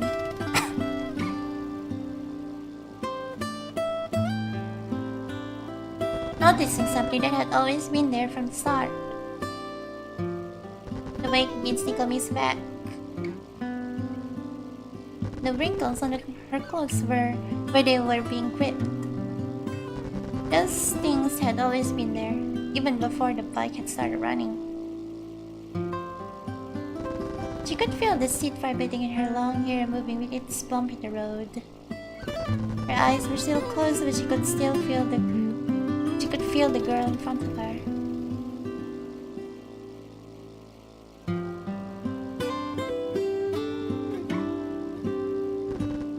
Yes, as I thought. Tamimi finally opened her eyes. I still like sitting in the rear better.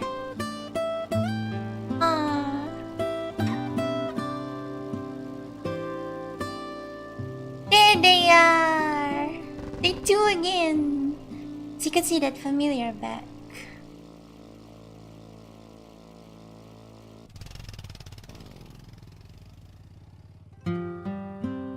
Pachi pachi desu! That was scary! Legit, for real, for real.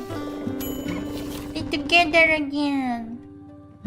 The smell of the bike's exhaust was not joined by a different familiar scent. I really want to see you ride the bike someday. Maybe I'll show you eventually. Tamimi squeezed her arms around Naomi.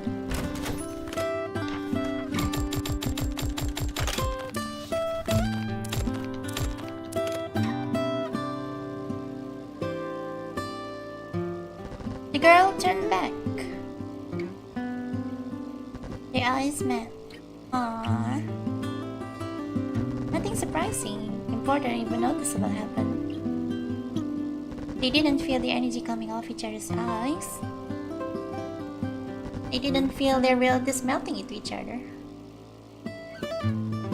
Nothing of the sort. They were just there, together. Tamimi was on the back seat, Naomi was in the front seat. They're here. I am. Once again, Tamimi squeezed her arms around Naomi. Aww. Pudding! Now we make pudding. Very nice. Very nice indeed.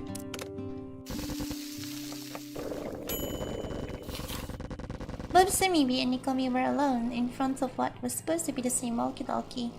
They were in the same place yet somehow apart. Their realities contradicted each other. As long as one's world didn't come to terms without the others, they couldn't meet. However, the two worlds had something in common: the bike in front of the lap strutter. That's where the realities, the words in their eyes, crossed each other. couldn't tell where the other had come. Girls made pudding? Yes! They couldn't tell where the other had come from. Not that it mattered. Neither of them cared about it. All they knew was that the bike was there, in the same place. Why weren't there two bikes? What if they parked the bike in at like different spot? Oh, F. Camera speaker, gentlemen. Huh?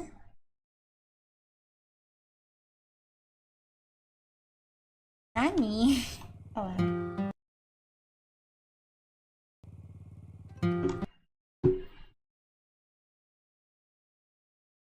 Is it too high? It was too high, okay. You ran toward it and the realities crossed each other. Next. Taco! How do I make a taco?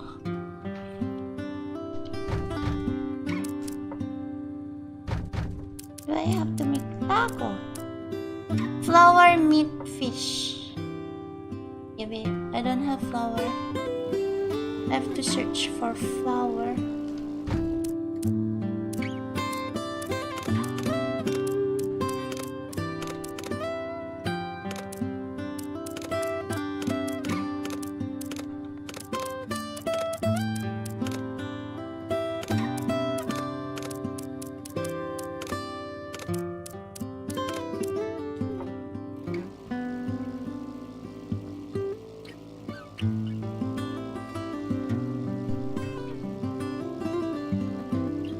Buy na.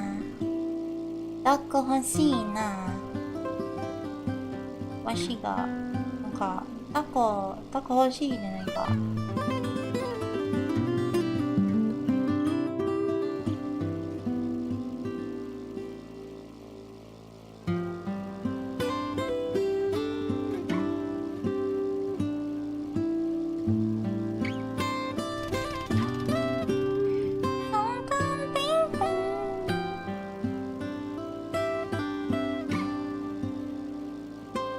I don't have enough power to search any of these houses.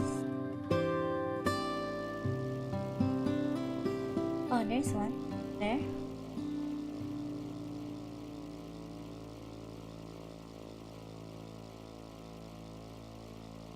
Taco, taco, taco, taco. I need flour. There you go, nice. Taco! El taco! Now we just go to this one and rest for the night.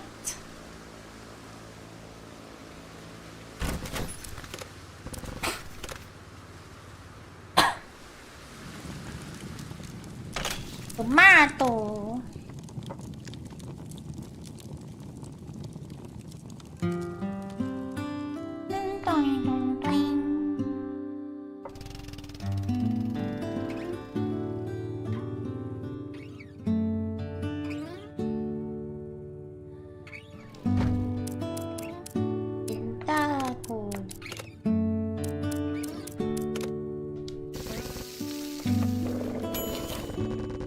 The bike continued on, leaving the roar of its engine behind. The sky was slowly losing its dawn palette as they moved toward the afternoon. Maybe it felt as if it had been night just minutes ago.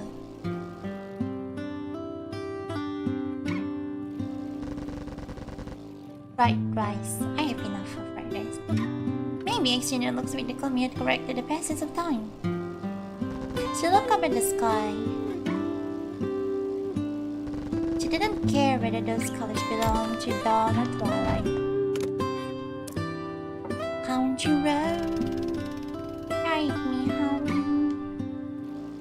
to the place I belong. Worrying about details like this would only keep you from sharing your words with others.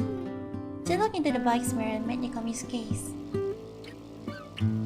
What would you do? What should we do next? not sure. Any ideas?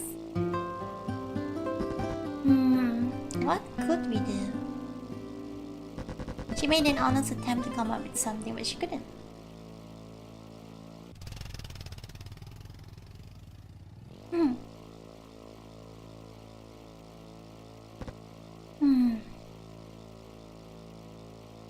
So all she could do was give a generic answer, just to say something. I want to eat that pudding. Make me laugh. I thought so.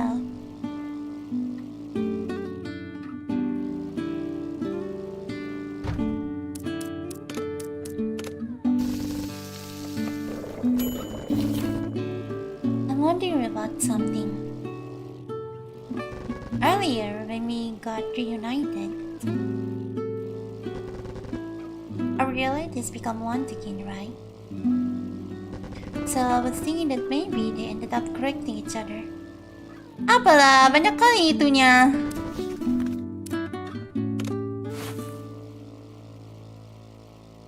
Halangannya banyak kali. Each other's reality?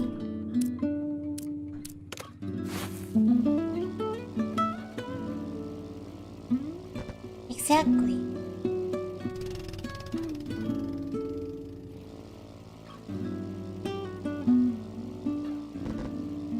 That could be. Did you notice anything weird? Oh! If my reality was corrected, I wouldn't be able to notice that though, wouldn't I? That could be true. And even if he could notice those changes,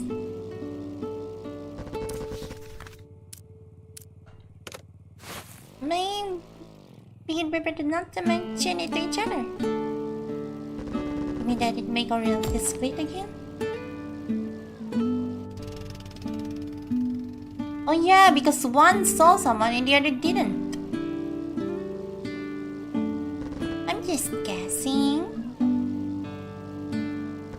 But I wouldn't like that. So maybe he thought that Nikumi had probably noticed something too.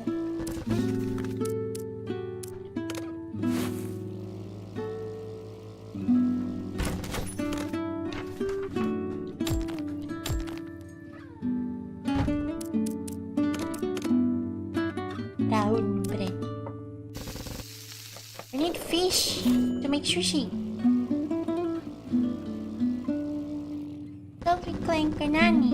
Being different words had created some inconsistencies. Somehow those were fixed when the words were joined together again. Right now, they were both perceiving the same reality. Why obsess over what had changed? We're together, we're riding the same bike. Whatever. My cars, whatever.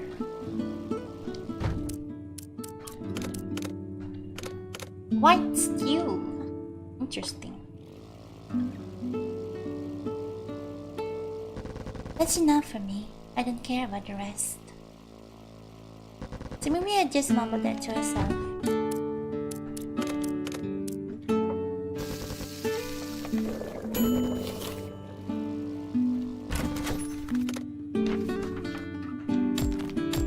Fish! This is a coastal region. Where's the fish? Consistency weren't even that big of a deal. But people perceive things differently all the time. Ignoring that was how everyone could share the single reality. Ah, stop it, don't make me blush. Shut up. The fish was in ocean. Your topic, girl, is make pudding. Make a pudding. Cocoa plus cocoa become coffee. Correct.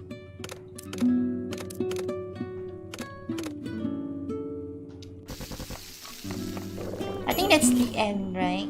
So let's try to make the sushi first. I need sushi. Right? the sushi. I need it. Why can't I shook it? Because that'll drop. This is it. This is it, guys. This is it. This is freaking it. Where are house? Where is house? No house. No nothing. They ain't got no nothing around here. Where the hell? Fish! Why meat? I need fish. I not need meat, I fish. Need fish, please. Where fish? Demand fish. I crave fish. Please. Why milk? Where fish? Please, fish. Ish. Fish. Where fish? Fish. Elfishay. Where is Elfishay?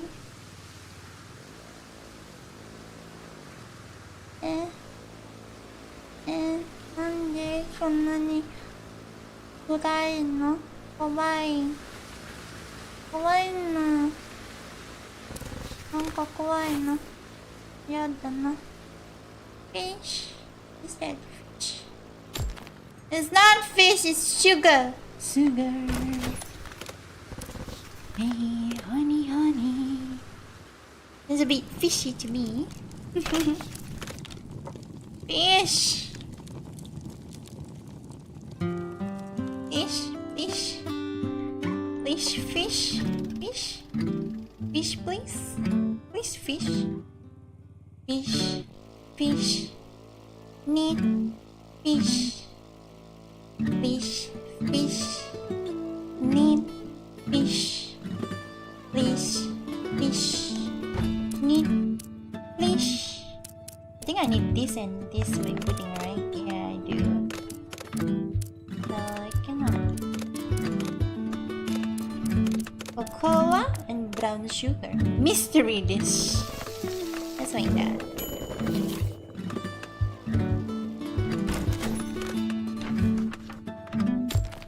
Yes! Fish! I have obtained fish. I am now unstoppable. How did we manage to reunite?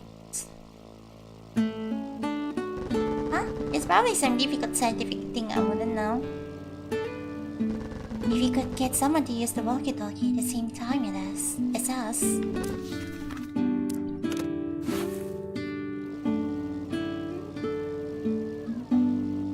Could we get them into our world too?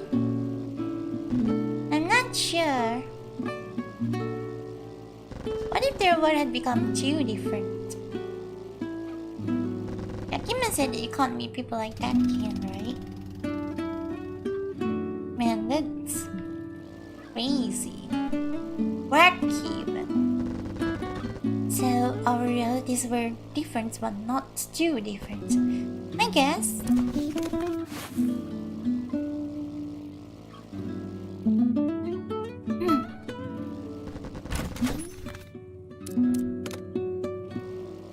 That were choose, you had to wonder how different was too different. They'd only been apart for one day, but it had been enough to change some things. One day? It was multiple, I think. For example, the weather and time of the day. They had both used the bike as well, and presumably they had taken different roads. If it was just coincidence that they had both parked at the same exact spot, maybe there was a limit on the extent of differences between realities that could be reconciled.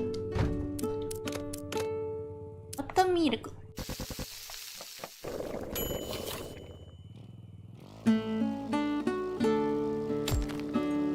And people who had gone past that limit could never come back. Even if people happen to transported to a different world, they could be sharing it with a few other people like us. It's not great, but it's not terrible either, I think. So maybe still had a hard time understanding how that could work. we make pudding. Girls make pudding. So maybe 8 becomes pudding. Guys, type girls made pudding, guys, in chat, guys. Type pudding. Can we have pudding in chat, guys? It's still not quite there. Will I be able to make that pudding you want? How long will it take me? Could be anything from 1 to say 5 years. If I kept making pudding for 5 years, I'd basically become pastry chef. You could open a pudding store.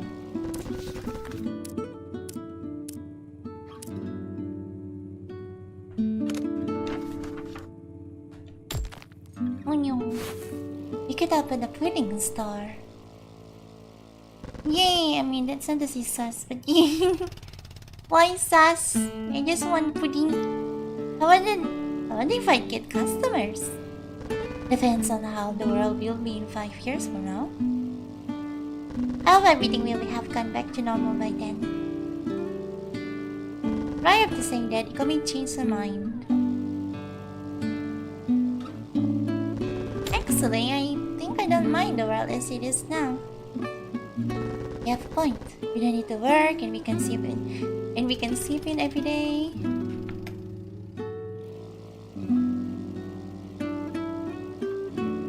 Living the dream. One day you two gonna run out of supplies.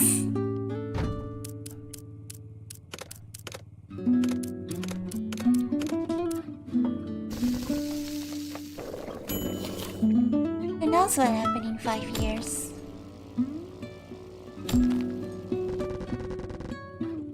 Could it be that you still haven't perfected pudding by then? Why is one girl eating the other's pudding? That one was sus. They cook for both of them. Yeah, we don't even know what will happen tomorrow after all. They didn't know where they would be tomorrow or what they would be doing. It was possible that they would never meet anyone again. Still, the road in front of them still went on. There probably was an end to it. Say, hypothetically.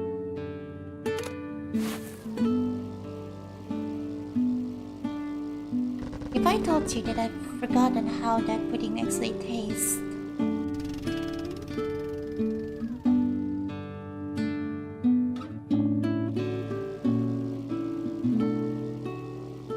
what would you do? So maybe I had no clue how Nicomi would respond to that.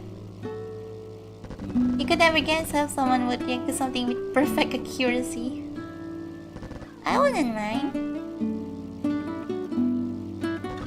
Nicomi's reply was swift and calm.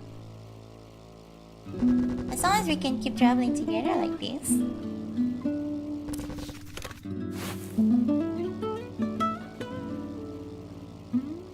I really wouldn't mind. So maybe I had expected a slightly different answer.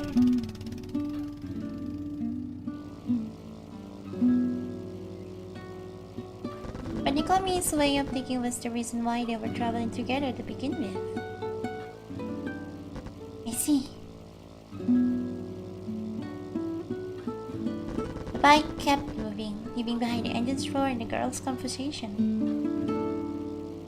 And the road kept going on and on and on.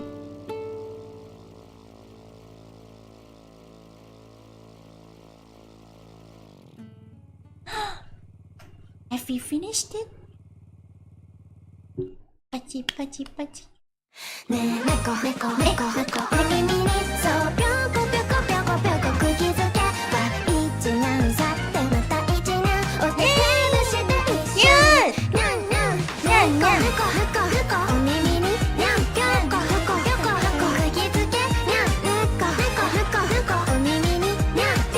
Why is she a cat girl though? That part has never been explained.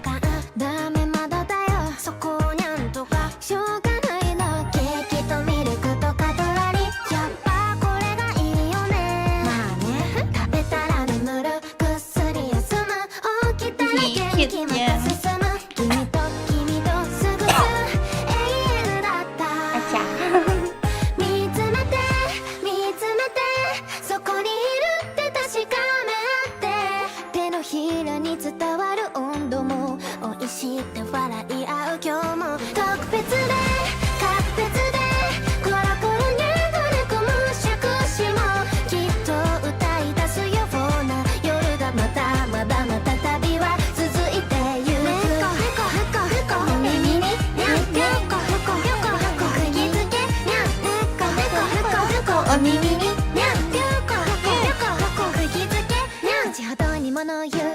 It's a full song. Let's go.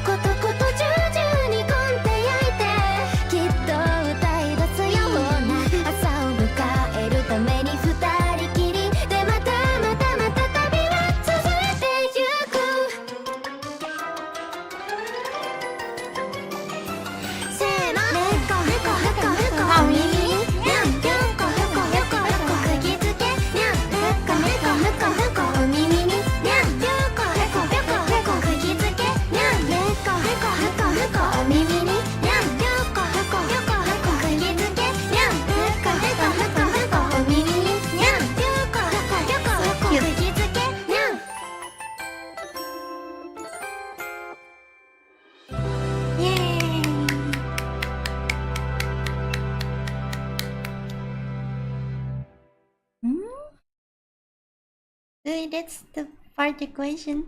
Yes. Why is she a cat girl? That part was never explained. Hold on. Wait. Huh? Everything else was explained, but not the part where, like, she's a cat girl. Yay, party party guys, we did it. We finished meat pudding. Yatta! That was nice, that was fun. That was super cute. I'm really glad they're reunited. We're gonna keep going on journey, just the two of them. Having fun every day. Being cute and stuff. So yeah, thank you so much for watching. This has been Chamomile. If you like and subscribe, become a member. Where they getting fuel from? From whatchamacallit? From fuel station.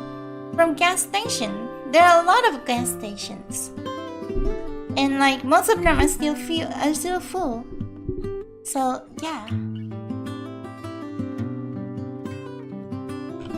Which tomato? Pop the thing.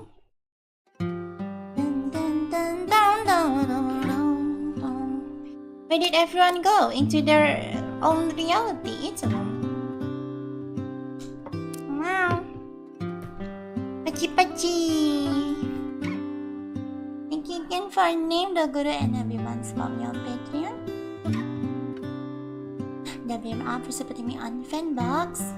Demo and also battling me on special tier. About Brian Demo Fed Cat Mikhail. Namon Servo Daki the Clemency Mimas Masam. Justin Brasi Hugh Crimson. That's Lace Ojara Talking. Guys, Chewy, Kyosuke, Ichinix Tama, Timothy, Adi, Goodboy, Muskawai, Jeffrey, Ifan Badan says, Adi Gamigan, Lakanameneko, hi, Mama, and everyone's mom. You should remember. Thank you so much. Gonna die, have a nice time and take care. Awesome love. Global catastrophe? Yes. So basically, to summarize in a timeline, right? One girl the little sister, the sister of like Yakime, her sister one day went into a coma because but she's still conscious in her own dream, right? That's the kind of coma it was. So like for years she's been dreaming, right? A very, very deep dream, so much that it felt like it was reality to her. Okay, and then when she woke up, right? Maybe there's something happened in that dream where there was like a virus or something.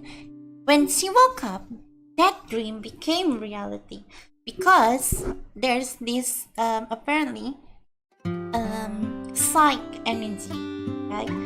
When any biological thing look at each other, they transmit this like psych energy, right? And the way this energy works is they transmit like some kind of electromagnetic wave, and they transmit information, okay? And like it's been fine so far because like from the reality, so it's getting convoluted. Okay, so everyone turns out they live in their own reality, okay? But that reality all merged because of we keep sending information with our psych energy. This energy can travel through walls and like travel far and stuff, right? So it basically transmits information that merges all the reality into one, where we can all live together, right? But because of this girl, whose reality has become too different from us, right? When she woke up and come back to our reality, basically, her reality, when she woke up, there was only her nurse. Her reality overpowered the nurse's reality, making that virus a real thing, okay?